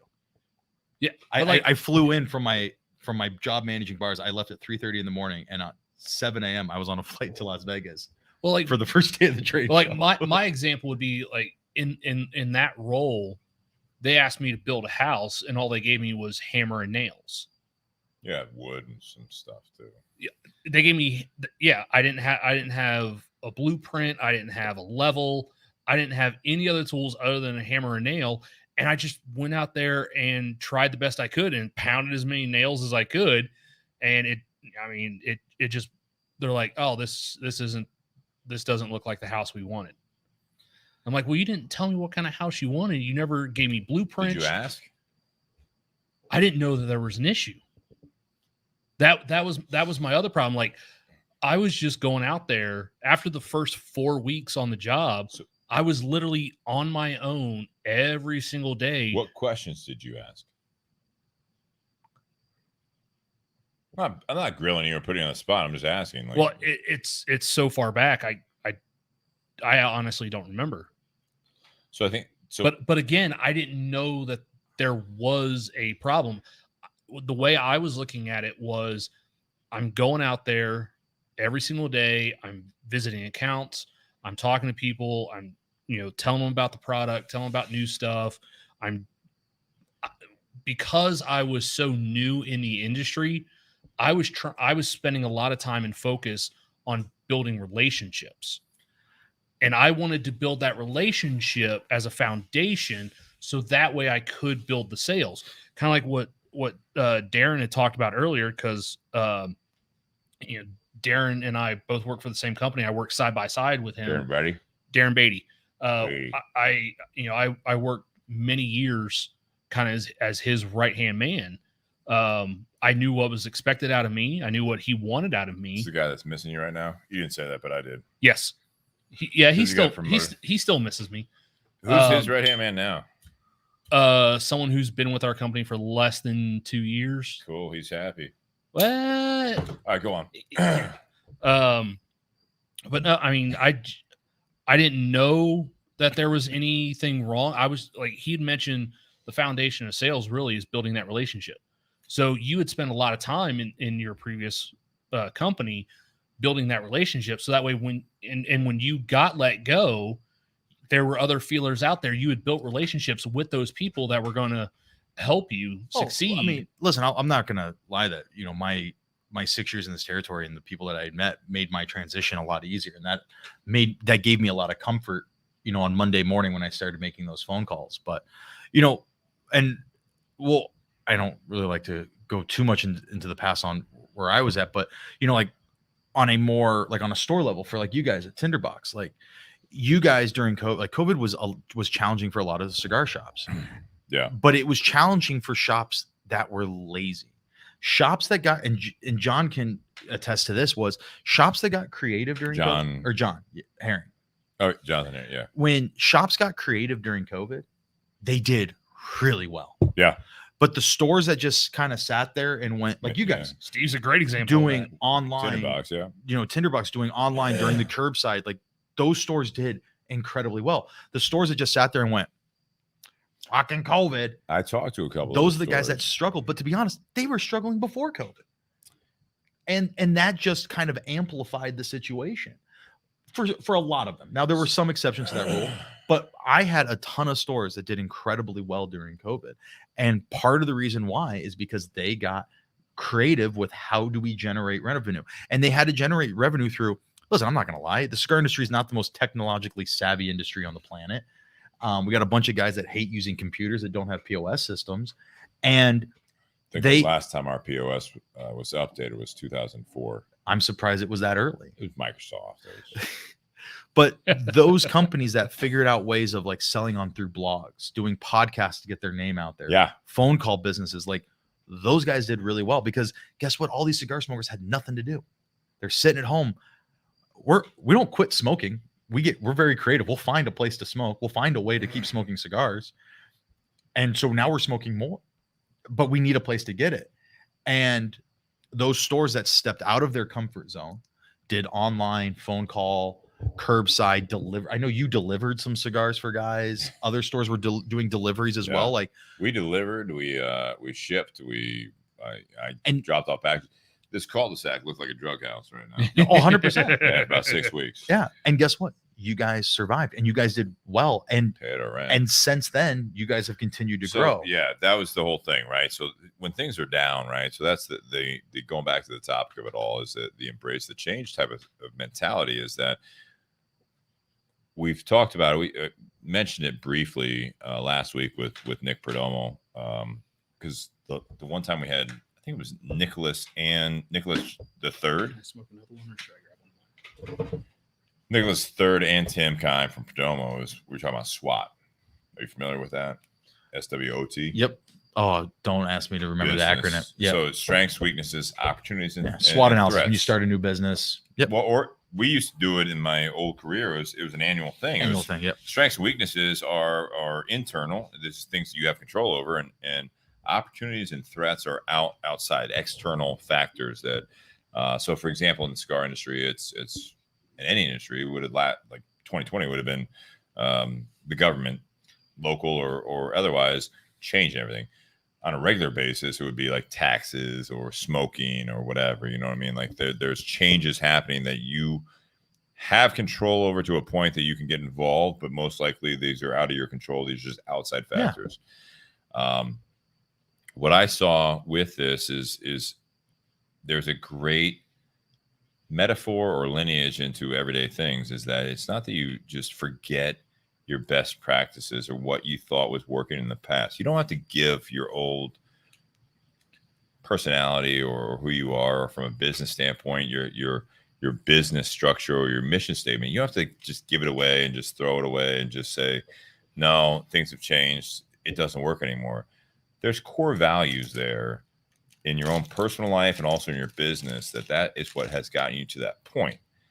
The embrace the change topic tonight is the fact that those outside factors, the opportunities and threats, they might be permanent or most likely they're temporary. Most of them are temporary. And I think that's what you're getting at is in our, like the cigar industry, for example, again, these are one of those things that I saw that was also really translated into everyday life, is that all this stuff was going on. And I saw people that were very important in my life, as well as people that I just knew as acquaintances. Yeah.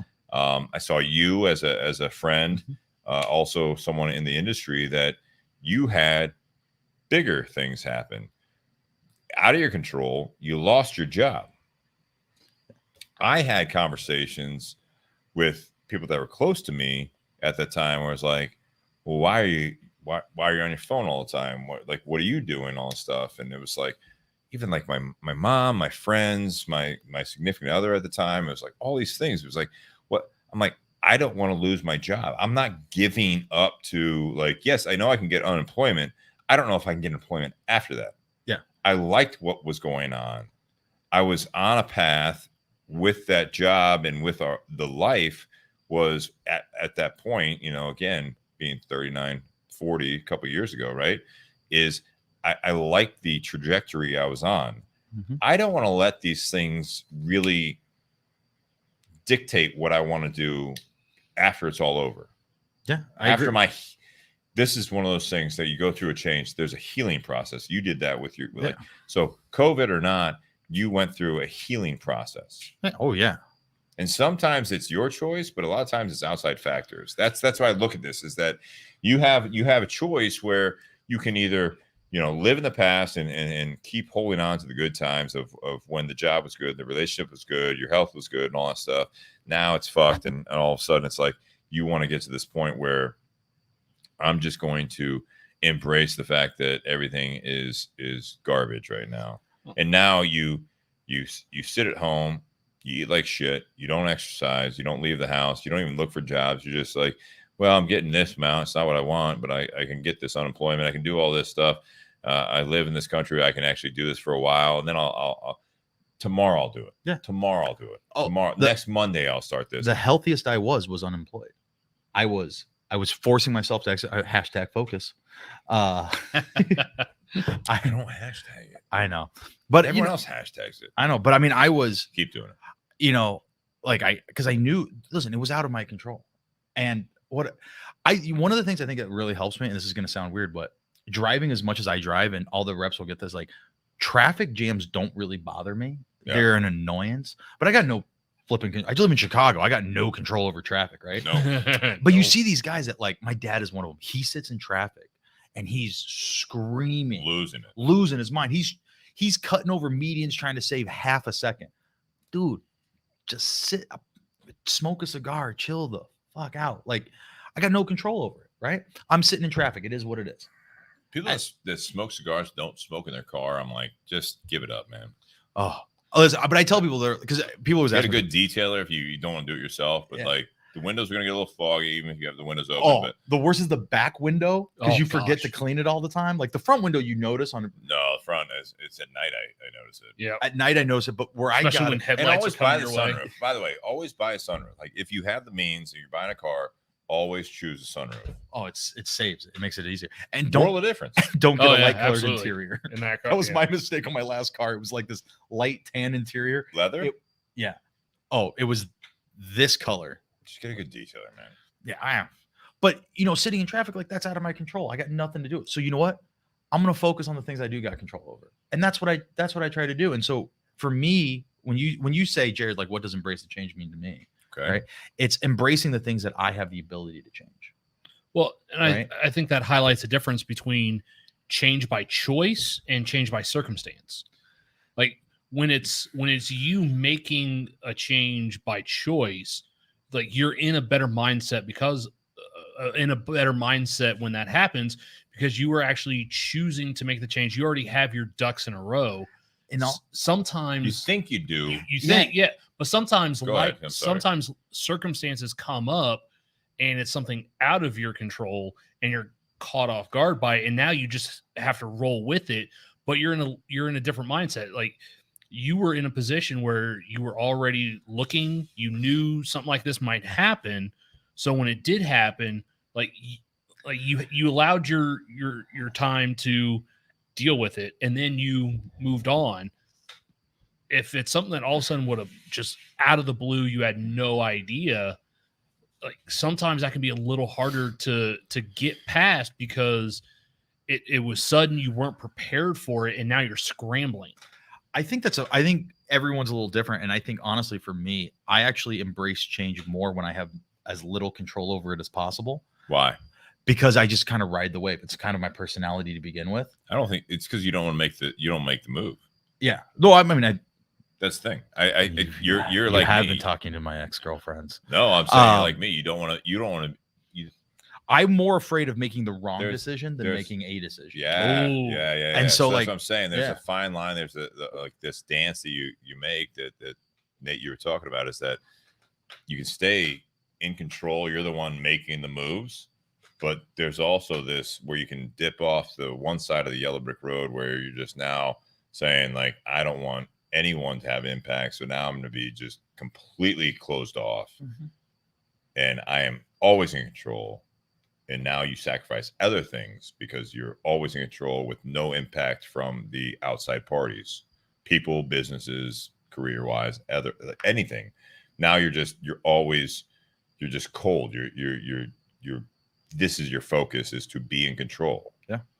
That's not necessarily the goal here, in my opinion, is you have to have that communication. But on the other side, Jarrod, I think you're kind of in the same boat as I was at that time, is that you ride the wave. You say it like that. You say this like, I say it like it's a good thing, but it's not always a good thing. Because now other people have the control over your life, and when you know things aren't going well, now you're not embracing the change. Like things have been changing, yeah, and you know it. You're not embracing it. You're just rolling with it to a point that it's like, that's where it is. It's either me or you, or me or them, or it's something's going to break. You already see it coming. You literally ride the wave until it crashes on top of you. You're like, well, here comes this wall that I'm going to crash into. Like, no, you see it coming. You're going to do it. And there's that mentality of it's when you embrace the change, right? So now you're that whole thing where you're on your back and you got to get back up. Sometimes that motivates people. Oh, I had a motivation. You don't get motivated unless you literally are knocked down. You're punched in the face. I had a motivation to be better and to grow as a person more that time than I had in the last 6 years, because maybe not 6 years, but for probably the last 3 years of working for my last company, because I had gotten into this cruise control. Right. I got in and I just pushed cruise control. You say rut, you say cruise control. There's mentality there, right? So this is something that you can have. Sometimes the rut is comfortable. Oh, it's paying the bills. Everyone's happy. You may not be happy. You wake up, you got to go to the job. I got to do it. I don't care. If you do what you love for a living, you'll never work a day in your life. Bullshit. You're gonna work 100% at some point. Yeah. And it's gonna weigh you down. Do you love the cigar industry? Love it. Is it work? What's like? Are there days? Love it. Are there days that are just tough to deal with?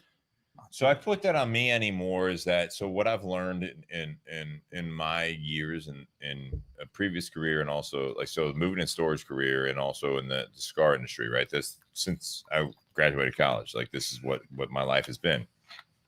What I got frustrated with, but I also get complacent with. So now there's a teeter, right? There's that moment there is that some days that I don't feel challenged, that is mentally draining. There's other days that you get challenged by a boss in my past where I'm like, I don't believe in this project. And now I'm doing busy work. I feel less challenged. So it's like, it's picking your battles, right? So there, choose that sword you want to die on, man. I think that's something that you really get through. You kind of go through is that, sometimes you pick. I think you really hone your skills and you really like sharpen your sword, that you can make better decisions if you are constantly looking at this. Is that why? because everyone hits this. I got to be honest. If you say you don't, you will. If you haven't, you will. And if you know you did, you're lying to yourself, because there are days, even if you're passionate about what you do, You hate it. you don't want to wake up and go into work that day. 100%. Sometimes it's outside factors, personal life or physical things or health. But sometimes you hit that point.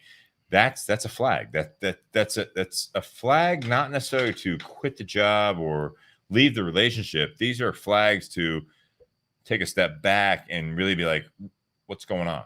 Yeah. No, you're 100% right. And it's, I mean, I think, like I said, I drive and drink and smoke for a living. It's a pretty good gig. Yeah. Right. But there's a repetition to it that it gets tough some days to get up. Right. Because it's, I'm going to do the same thing. I'm going to call the same guy. It's going to be the same shit. What I love about my new spot is with this small company is for the first time, I'm building something, right? Like, Yeah. Like, and that's like, we're a small brand. We've been around for 5 years. There's not a lot of guys that carry our product. We're working on it. We're getting bigger every year. It's a challenge. Mm-hmm. It is 100% a challenge. Yeah. But I like that because while it's the same challenge, everybody's a little different. Now, if this challenge continues for the next 5 years, I might say I hate this challenge, but for right now, it's a new challenge for me. It's completely different than my challenge was. My last challenge of my other job was managing expectations. My new job is growing and building together. And that to me is more my personality. And so for me, it's easier to embrace that change now. And it's harder for me to get into that cruise control or rut, as you were saying, because I'm climbing. I have a goal. What's your goal? World domination. No, I mean, Political standpoint, or I mean, hey, however I'll take it. No, I mean, Territoria. My goal right now, and working for smaller companies, I want this territory. My first goal is to be financially stable for this company, that when they look at me on a P&L statement, they don't go, why do we have reps in that position? Which is where we're at now, because we're a new company. It costs money to get people out there, to hire professional sales team. What's your territory right now? So I have 6 states. So I do Minnesota, Wisconsin, Iowa, St. Louis, Indiana, Illinois, Michigan, and Columbus and Cleveland, Akron, Toledo, and Youngstown. So we're on the outskirts. Yeah, you guys are my farthest southeast I go in my territory. I don't do like familiar with that. What? Thanks for joining us. That's what I'm familiar here for. with that. My last territory, I had Colorado as well. My last company. I was from there, so it actually was kind of easy. Your connections. But so for me, I want to grow this territory to the point where it's self-sufficient, right? Where it's turnkey. So that way, when the next person comes in, they just step in and it's going. Where are you? Hopefully finding that person and hiring that person. It's moving up. Like, I like growth. I want to be more. I love Where's the person above you going? Hopefully managing a same thing. Like, everybody just, the nice thing about where we're at now is we're so small, is as we grow, you have spots to those roles, roles just don't exist right now because the company just can't support those roles, and we don't need them. We're too small. But as we quadruple in total accounts, I'm not here if they're asking. That Jess? It was an alarm. We gotta go. No, you're good. But as the company grows, even though my phone's muted and everything like that, alarm still pops up. Don't worry about it. They, those roles start to open up more. No, and as far as like me, like building stuff, I want to build a sales team. Like, that's my long-term goal with industries. I want to build a sales team. You're a sales manager. Yeah. Yeah, of course. Yeah. So, but I like building those things. Those are the things I like to do. And I like dealing with troubled accounts, which is really weird. You like to grow things. It's apparent. What you're talking about is that you like to see growth. You like to see improvement. You like to see something that you built. Yeah. I mean, one of my favorite things. That's really great. And honestly, one of the hardest part I've had about leaving my last company was because of some of the production issues they had. I have accounts that I grew from $5,000 to almost $100,000 that I go in their store now and there's no product on the shelf. And that's tough for me to see, because even though I don't work for them anymore, I don't get paid by them anymore, and everything that happened, that was something that I built. Your identity. And it's gone. Think about it this way. If you build your house, right, from the ground up, and you live there for 20 years, Mhm. and then you move out, you retire, and you sell that house to someone else, and they come in and they fucking rip it all up. Seen it. You're sitting there going, son Or of let a, it go to shit. or let it go to shit. You're Mhm. like, that's even worse, right? They let it Yeah. go to shit. And my grandparents pulled up a Google Maps when I showed them how to use Google Maps. This is my mom's first house she grew up in. My grandfather built this house. Yeah. He's a carpenter. They built this house and it fucking looks like shit now. And I can see my grandpa hasn't lived there in 40 years. Still takes pride in it, It though. sucks. Like, you see it in his face. He's like, well, that entranceway used to look good. Yeah. Like, Yeah. you know, and that he goes, that yard never looked like that when I was there. Yep. Like, because if you take any pride in what you do at all, like, that's part of you, right? Like, there's part of you in your last job, whether, you know, less time, but there's still part of you in those things. And there's part of you in Tinder. If Tinder Box went to, if Brian is, yeah, more accurately is right now is the old career I had. yeah, the old career, you see that and you look at it and you're like, shit, man. Like, it's tough to see that because you put pride and energy into it. I like seeing that they're doing well. I knew they would. I mean, I think the people that I was working with at the time that have now taken the positions I was in, I like that. And you know, it's one of those things that you want to see people succeed. And I think that's something that, again, going back to the topic at hand of embrace the change, is you go through the roller coaster of, you have your own personal emotions, you're upset, you feel snubbed or whatever it might be, if it's outside of your control, if things went south for you, right? I don't say when it went south. I say it didn't go as planned. Well, if you get fired or you let go, it went south. Sorry. I mean, yeah, they cut you off. Yeah. But in my current company, like, I've gone through change in every single role I've taken with that company, and for completely different reasons. Like, I initially took a job with that company out of necessity, you know, to pay bills, have an income. And I took a job to get in to that company. And then after a while, it was a short while, I didn't really like what I was doing, but I still went out and did the best I could and actually got better as I was in that position. But then I took a change because I wanted to make a change. And I then stayed in that position for 6 years and moved to the top of my department and was the most tenured person on the team in that position. But after a while, that got stale. Like, I still went out and performed the best I could, but even doing that, it was grinding, it was taxing.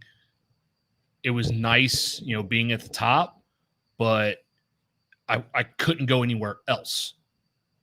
I couldn't do anything more with what I was doing. So change is good. And then, out of choice, I made a change to take a different role with the company. But even you wavered because recently you saw that you're at that position, your superior left. And you're like, oh, if I would have just stayed around a little longer, I could have applied for that position. No, it wasn't that. Like, if I'd have known that my previous manager's position became available, like, whether I was in my current position for 2 months or 2 years, I still would have tried to go for it. Yeah. Because I knew enough about that position and that team that was there, and I enjoyed doing that role that I had so much. If I'd have known that the manager of that team had become available, if I'd have known that position became available, I would have gone for it. I was disappointed because I didn't know that became available and the window of opportunity closed on that. But I still get up every morning, and even though the role I'm in now is not as demanding as my previous role, I still get up every morning and clock in for work.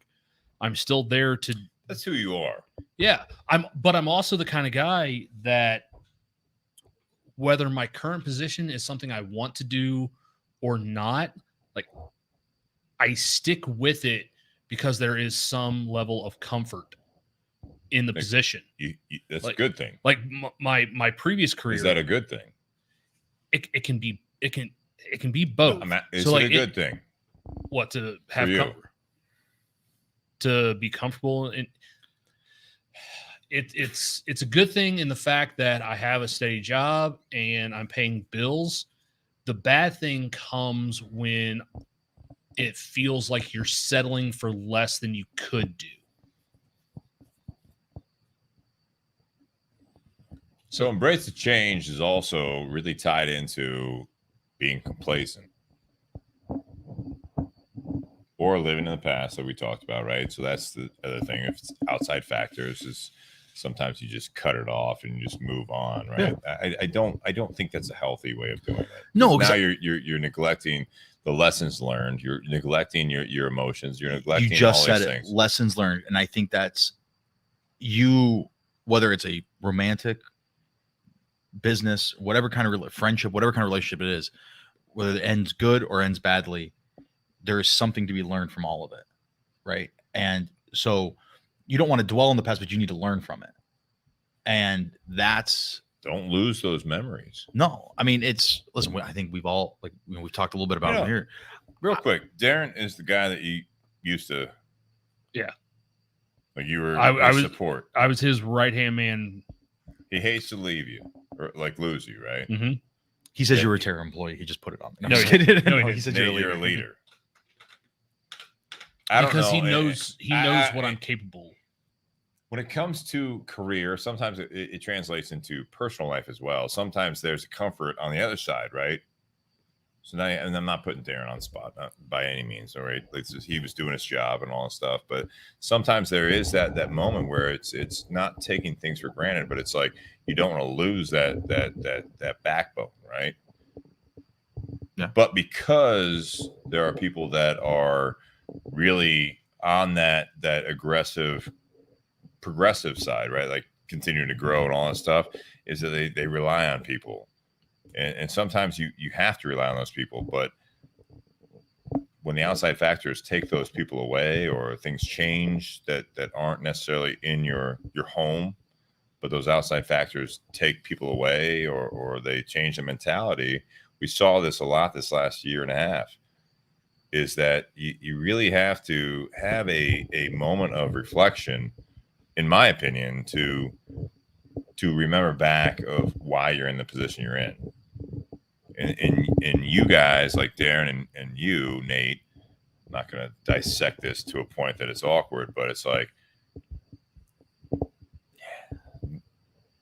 there'd be a nice point where when he's saying all these positive things about you, there's a lot of things that you're like, your ex would say something positive about you years later. You know what I mean? Like in the heat of the moment, like, Jarrod, you wanted us to talk. What is she still not listening tonight? I don't. Cynthia signed off, so we're good. Cindy might be listening. I hope not. But no, I mean, I think there's sometimes that it's too late, too little, too late type thing, where sometimes you have to have that really personal self-reflection that you have to continue to communicate the value of that person in your life, whether it be professional or personal, is that you have that, because sometimes when you embrace the change, it's the fact that the change is that everything was going well and now it's a little rocky and you don't feel appreciated. I will say this about Darren. He was never one to be shy about showing his appreciation for the work that I did. To me, but also when I told him I was taking a new position and I was no longer going to be working with him, he was sad to lose me, but he was also happy for me. Yeah. Because he That's knew the way it should be. Because he knew I was going to another position or another team that needed help. And he knew, because of the work ethic that I have, that I'm going to go on and do great things in this role. I'm going to do a lot of good for this department. And if I can do a lot of good for this department, that's going to help our company overall. So he was sad to see me go because he and I had that relationship, and now he has to build that relationship with someone new. But he's also happy for me because he knows that it's an opportunity for me to succeed at something else. Yeah. So when we talk about embrace the change, I'll ask you two, and I'll ask all you guys out there. Well, that Darren's listening. He's commenting. Like crazy. I think he thinks I said Sydney. Jonathan Herring. I think that's what he thought I said. It was Jonathan. I don't know who Sydney is. I know a Sydney, but embracing the change. So put it in the ballpark of, to you guys, would you rather deal with complacency and comfort or embrace the change? Depends on the day. Depends on the day. I think that's a fair answer. I mean, listen, there are days that complacency drives me fucking crazy. And I'm like, dude, what the fuck's going on? And I want to like light a match and blow some shit up just so I can fix it and get that change that I'm looking for, right? Stimulation. Then there are days where I'm like, I can't handle any change today. So I think so Nate, if you want to comment on that, you can. Well, I mean, sometimes I look back at the two main careers that I've had in my adult life, one in the research side and then the company I currently work for. Right. And I see times in both careers where I've been complacent, and even though I may not have been happy doing what I was doing or being where I was, even though I may not have been happy where I was, like I still continue to do it out of necessity for a paycheck. But at the end of the day, that made me not happy because I didn't feel like I was doing something I truly enjoyed, or in my first profession, it wasn't something that after a while I truly enjoyed doing. I was just doing it for a paycheck. And that's why I chose to leave that position, because I didn't like doing what I was doing anymore. Okay. The current shift I made was like, I was doing a really good job. I just couldn't do anything more in that position. Like in order for me to grow where I was, I would have had to have made a change. I would have had to have taken another position in order to grow, because there was only so much I could get out of that position. And I'd been doing the same role for 6 years. Yeah. And it was very rote. It was the same thing every single day. Different name on it, different numbers on it, but it was still the exact same thing every single day. Same problems. Like it got to the point where, you know, someone could send me a spreadsheet. I'd look at the spreadsheet and go, oh, these are all wrong. Before finding out 2 days later something was wrong, I just sit there and tell whoever sent me the spreadsheet, like, hey, this stuff's all wrong. You need to fix this. Otherwise, we're going to waste my time in order to tell you that it's all wrong. Like, I can tell you right now it's all wrong. So I just couldn't get anything more out of that position, staying in that same position. So I had to make a change. I think that's a big part of it, is that when you realize that if you are embracing the change, are you waiting for the change, or do you realize the complacency is there a need for change? And sometimes it can be a dramatic change, career change, relationship change. Sometimes it's the fact that you lost yourself in the fact that you are complacent. Mm-hmm. You're not the same. Honeymoon phase is over. You know, the honeymoon phase is over, right? Like, you know, it's like everything was great, you know, like in a relationship, it's like, oh, you're so excited to see that person, you know, like everything's new, everything's great, you know, the sex is great, all that stuff. And all of a sudden you're like, sex is always great. The honeymoon phase. I'm just saying. But sometimes you come home and it's just another day. Yeah. I mean, I think, yeah. I mean, that's. Do you have any more whiskey in this garage? There's still some of that small batch select. I'm sure we can find more whiskey around your house. Which one? There's small batch and IW Harbor 15. Got a small batch. I'm sure in your household we can find more booze. There's more. Yeah, There's not much left in Steve's house. yeah, it's all out here for the garage. Every time I buy Steve a bottle of whiskey that I happen to find, like, hey, do you need a bottle? Like a week or two later, that bottle's gone. So I don't buy much. I know. There's a reason. Sponsorship. Be sponsored by just a distillery. Be Oh, fucking yeah. great. You guys got to get on that shit. Yeah, I'm working on it. Embrace Whether that I- change. All right. Whether I like your That- whether I like your product or not, I will take a bottle and I will drink it. yeah, and another one. Yeah, another. Keep it coming. Malort. I'm gonna get Jepson's Malort to I sponsor was you like, guys. you already went through that bottle? I'm like, yeah, it's been a week and a half, man. Like, that's what I've been drinking. It's a good pace. No, what I'm saying is that so embrace the change. The whole thing with this topic is it's interesting to hear from you guys that we really talked about when things were changing. It's your mindset.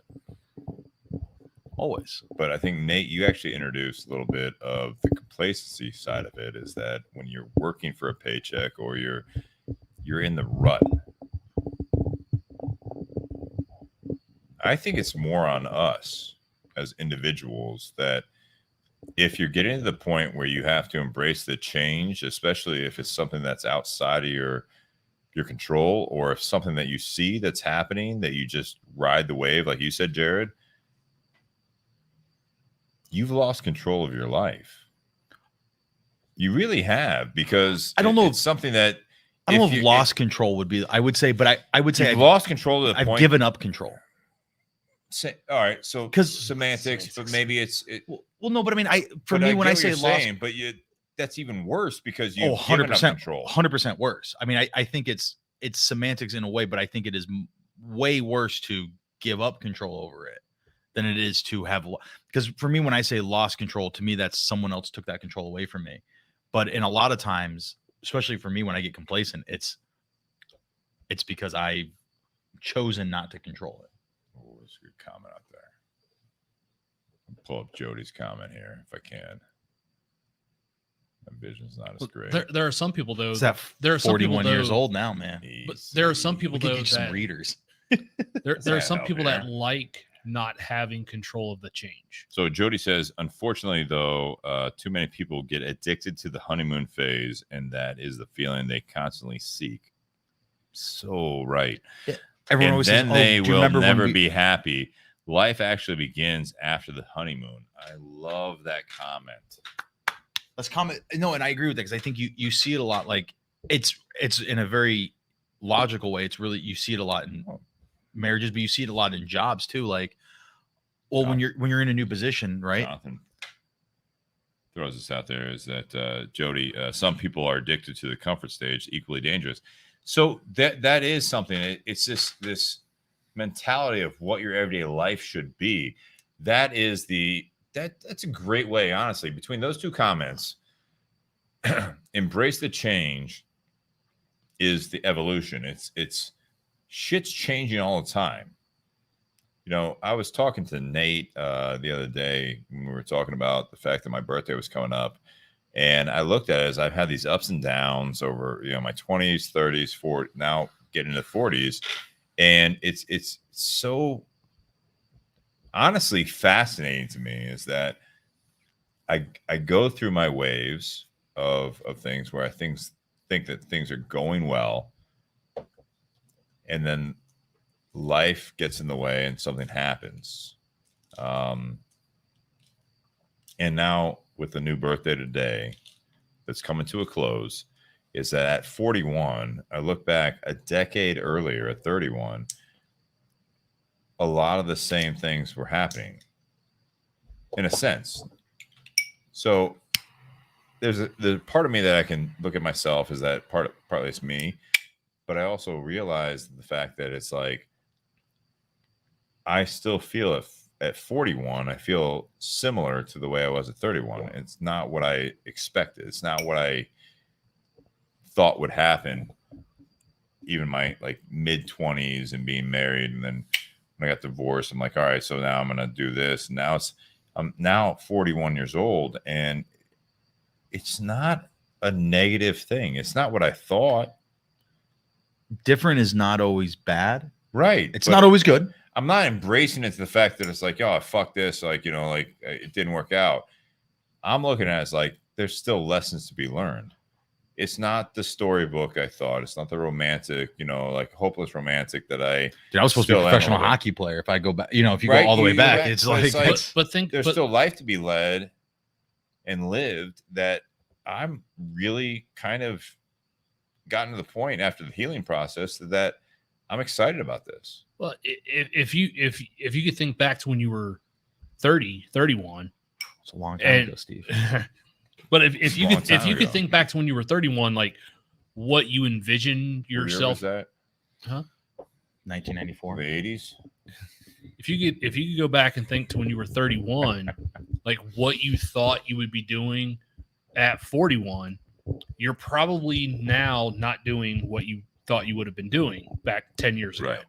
However, look at all the changes that you have made during that time, and like how have you grown those last 10 years? Like what things in your life have actually gotten better? Here's what I'll tell you guys. And I think a lot of you will relate to this, is that when I look back on the last decade, right, and where I was a year ago,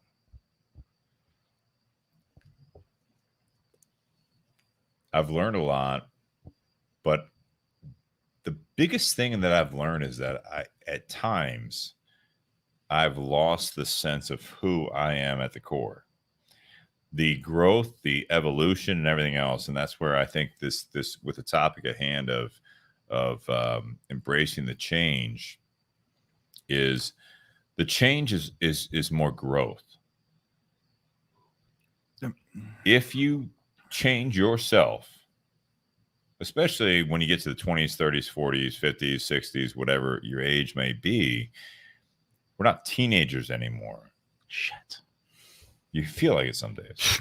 Dude, you wake up sore as shit. You don't. Oh my God. But my point is that if you give too much to change yourself prematurely, you're not going to be happy. And it's short. These short-term goals or short-term happiness is the sacrifice for your long-term happiness. And I think that's something that when you embrace the change, one thing you'll see as you go through life, whether it be jobs or personal relationships or your physical happiness, right? Your nutrition, your health, all of these things, there is a constant that you sacrifice a little bit, turns into maybe a little bit more. It blows up in your face. Oh yeah. You have to stay true to yourself. But also on the flip side, you have to keep your ears open, and you have to learn from other people that you're letting into your circle to stimulate you. You can't close yourself off, but I'm saying like you can't give yourself up. That's the big thing. And embracing the change to me is the fact that you're gonna learn new shit. But don't just go in blindly.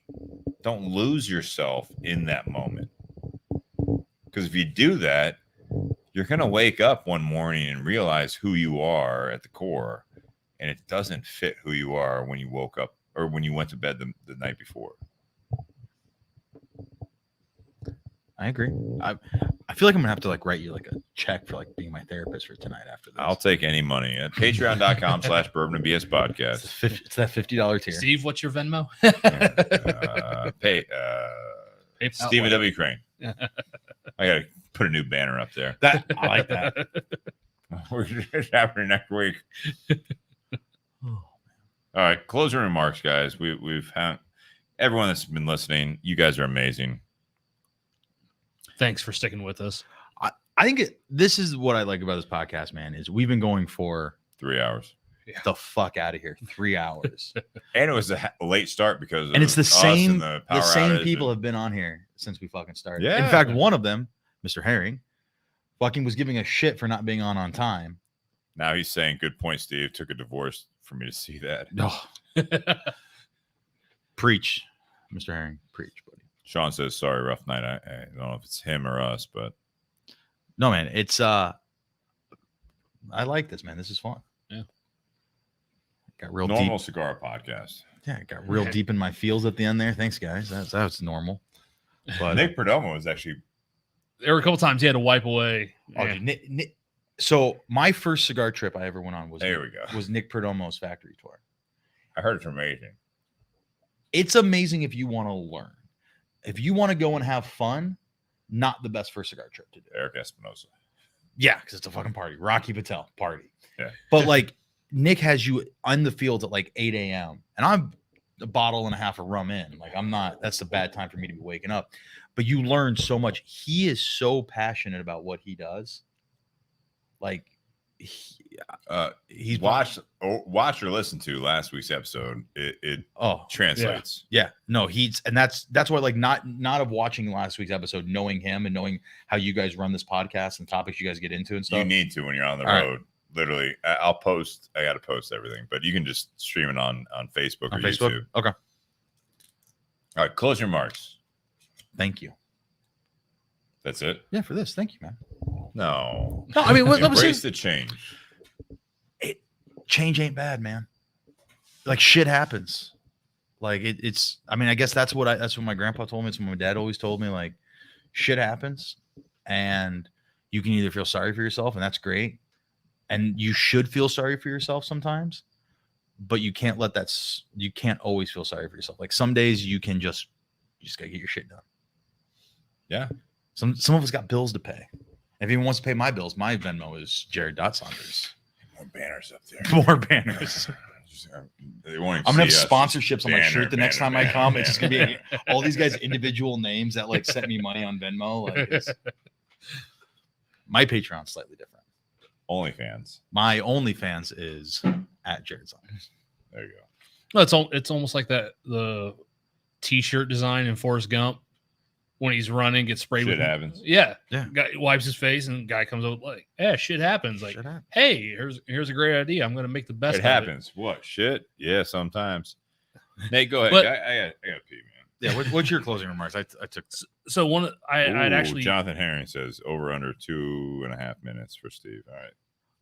So under one of the comments I had posted because I think it's relevant. Mic drop. One of the only constants in life is change. Yeah. Whether by choice or by circumstance, there's going to be change. And when that change comes, like you can't change the change. Like it's happened. It's in the past. You can't do over. So you have to either move on with it, move on from it, embrace it. Like what's done is done. Now, what do you do next? What's the next step? If whatever change happened was a step back, how do you get the next step forward back to where you were? Yeah. If you make a step forward, what's the next step forward? Because there's a lot of people that may be in that rut for a long period of time because it's comfortable and they just don't know how to do anything different. My parents' generation, their parents' generation, those generations, they were Steve's generation. No. He and I. That's my last birthday joke for the night. He and I are not that far apart. Careful now. God damn, it's still my birthday. But no, like God damn it. Like I know my parents when good to have you. when my parents became adults and got a job, like my dad stayed with the same company from the time he was 18 till the time he retired. My mom's not been with the same company, but she's been in the same role from the time she was 19 until right now, this very moment. Same thing with their parents, whatever their role, whatever their profession were, they just stuck with it. Whether they were happy, unhappy, they looked at it as, hey, I'm providing for my family. I'm looking at my responsibilities. I'm able to take care of my responsibilities. Fuck rocking the boat. I'm not going to rock the boat because the boat's afloat and we're going somewhere. Yeah. I think some of us, maybe our age or younger, like they can be too quick to jump ship. Like there's nothing wrong with the boat they're on. They just want to be on a faster boat. But sometimes that faster boat may be leading towards the rocks. They just can't see the rocks. But they just may not like the boat they're in, and they want to just jump ship. There's positive and negative to both aspects. Slow, steady, or fast and out of control. Yeah. I know you've talked about that with your previous career, Steve. Like both your previous career and the company I'm with, like we've seen those people that work for that company in sales positions for like 2 years, and then they go to another sales position for 2 years. Then they go to another sales position for 2 years. Like they haven't really done anything. They're just going to keep jumping ship over and over. Are they growing? Are they actually getting anywhere? Or are they just the same place, but with a different company behind them? Yeah. Like they're still in the same part of the ocean, just on a different boat. And Just stop showing the mic. All night long. Yeah. I found out these things bend, and so I've been tinkering with it. It says making noise. Oh, is it really? it does. Sure, Yeah, these mics pick up when you move them. I'm glad someone told me that now. As we're at the Well, end. Jonathan did. Thanks, John. You're excited. So whether the change is something you like or something you don't like, it happened to you. How do you move on from it? Do you learn from it? Do you let it hold you back? Do you embrace it and use it as a motivator? Yeah. I know I've had that happen to me. Like I've been hurt from previous companies before, and I don't ever want to have that happen again. So I'm a little bit more cautious about change. But I also know I don't like being stagnant and not growing. So sometimes I have to make a change in order to be happy with who I am. It's cute porn. Want some? No, I'm good. Yeah, you should be happy. I thank our sponsors, Tinder Box at Easton, Altadis USA, BS Cigar Company, patreon.com/bourbonbs podcast. You guys are amazing. Micallef, thank you very much. MicallefCigars.com. Go be an ambassador. Go be an ambassador. You see it behind, right above Nate's head. Embracing the change, it's such a good topic. I really like that because I'll try not to bring in my own experiences in the closing remarks. I know everyone goes through this professionally. I know they go through it personally. I think that everyone goes through it just internally. This goes back all the way to when we're figuring ourselves out as people, right? This goes back to going from just this innocent child to going through puberty and figuring yourself out as a person, right? You're growing up from a child to an adult. There's science behind that, and it is a shit show. It always is, and we always have this dream of that once you get to a certain age, you have things figured out. Using today as my birthday and knowing that what I knew when I was 20, what I knew when I was 30, what I knew when I was 40 now, and being fortunate to know people that are in their 50, 60, 70, not just my family, but just the people that I actually rely on and lean on. It never stops. There's a constant growth. Life goes on. Life goes on, and that's the whole embrace the change, is that you take it, not to go that cliche thing, but like today is a blessing. And that's what I love about it, is that this birthday for me was not a big celebration. It wasn't like last year where like I went to a cabin, you know, I mean, like we've had celebrations in the past for my birthday. Tonight was just another Wednesday. It really was. It was, I turned 41 years old and I've got a good job, got a house. Not what I thought when I was a year ago at 40 that this is my life, honestly. I thought it'd be progressing. But embracing the change is the fact that there is a constant self-reflection to where you are in your life, and it's always going to change, whether you change it or outside factors change it. And that's honestly something to be excited about. At times it sucks. Yeah. You feel like you're in the shit. But shitty can be exciting in its own way. It's not good. When things are bad, they're bad. Mhm. They really are. And I'm not going to lie to any of you guys out there, is that you guys, when shit goes south, it's bad. You're going to feel beat up. It's not good. And the reflection period is there is a realization moment, and it's not just this. To some people, it's very, very cut and dry. But to most, it's going to be this muddy water, is that you're really trying to get out of that quicksand. And there's going to be this point where you get out on the other side of it. You think you're out of it. It's going to pull you back in. Embracing the change is that whether it be career, you get fired, you don't like your job, you're just doing it for the paycheck. That's bad.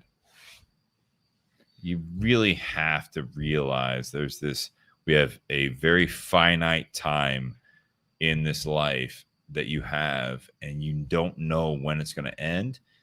Not to be morbid on that aspect, but you really have to just try to enjoy that day.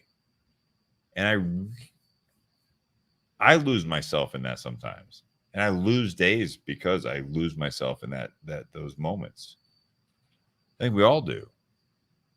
Just, it's another day. It's a weekday. I got to go to work. I got to come home. I got to cook dinner. I got to do whatever. I just wasted a day in a sense.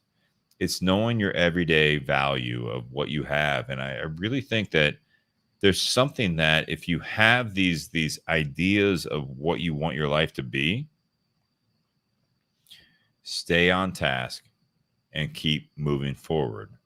Really push yourself, and also surround yourself with people that will embrace the change with you. And I know I have people in my life, and I hope you guys do too.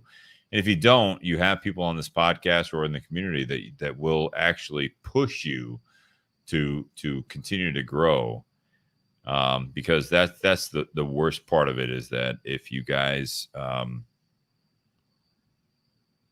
if you let too many days go past, we're just coasting. That's not okay. You're right. Other things in your life will be sacrificed because of it. And I got to be honest with you guys. I love this topic. Embrace the change, is that it's always changing. Like we talked about, like Nate, you said it again, is that's the constant, is that change is happening. You can't be in control of it all the time. And I don't want you to be that cold-hearted control freak about that. I want you to be this emotional person that you embrace that change, and you embrace the people around you. That sometimes you lose people, but the best part is that when you do all these things and you really stay true to your core, don't lose yourself, is that you come out of it, the other side of it, with a better job, a better personal relationship. You have good friendships, and at the core, you're healthy. We've lost a lot of that. And I think that this is a moment that we have, that you can actually be healthier and happier on your own. That you have to realize that we talked about this, is that you are the center of the core of your life. Is that if you're happy, you work on that and healthy, that now you're impacting people around you. It goes a circle out, goes another circle out, it goes another circle out. And all of a sudden, I had the opportunity today with my birthday, is that last time I looked, there's about 160 people. They're Facebook friends, you know what I mean? But they wished me a happy birthday. a lot of people are like, oh, it's no good. Like, doesn't matter. It's just something that they get alerted about. No, they took the time to say happy birthday to me. And I took my time and I said, thank you to every one of those people. It's like saying thank you notes to people that come to your wedding or whatever, you know what I mean? The thank you. And what really pushed that of the personal connection and the communication was I had a lot of people like or respond back. Yeah. Thank you. No. Because they do that on a daily basis. No, I know most time no one it's ever always responds to that it, they just see right. it and Yeah. It's just a matter of the fact that it's like you appreciate that you build that network, that core around you. That's what's going to build you up. So when change happens, you have more people to rely on that network. It's about people you know, right? That's the age-old thing, is that the people that you know are going to build you up and bring you through life. And I think that's something that you don't realize until shit hits the fan and things are bad. You continue that on when things are good. That's the true showing of a true character of who you are. That's one of the reasons why when we were in Louisville, I brought that bottle to share with you, because when I had bought that bottle, I had sat on that bottle for almost 8 years, and I thought I was just going to have that bottle when a really important life moment happened, like had kids or some sort of milestone in my life. But then it was one of the guys at the shop who I was like, yeah, I'm saving that bottle for a special occasion. He's like, special occasion might be it's Wednesday. Yeah. You know, you might go out tomorrow, get hit by a bus, and you never would have opened that bottle. So when we made that trip to Louisville, that's why I took that bottle and opened it our first night there, because I wanted to share that bottle with you. Appreciate that. Because of the influence you've had on my life. I didn't want to keep that all to myself. I wanted to share something special. Appreciate that. And that's why I bought a box of free cigars. Good cigars. Yeah, they're good, but they were free. They're amazing. Guys, happy Whiskey Wednesday. Salute. Cheers. Feliz Compagos. See you next week. Thanks, Jarrod. Oh, thank you guys. This is awesome. Love you guys. Thank you for everyone out there.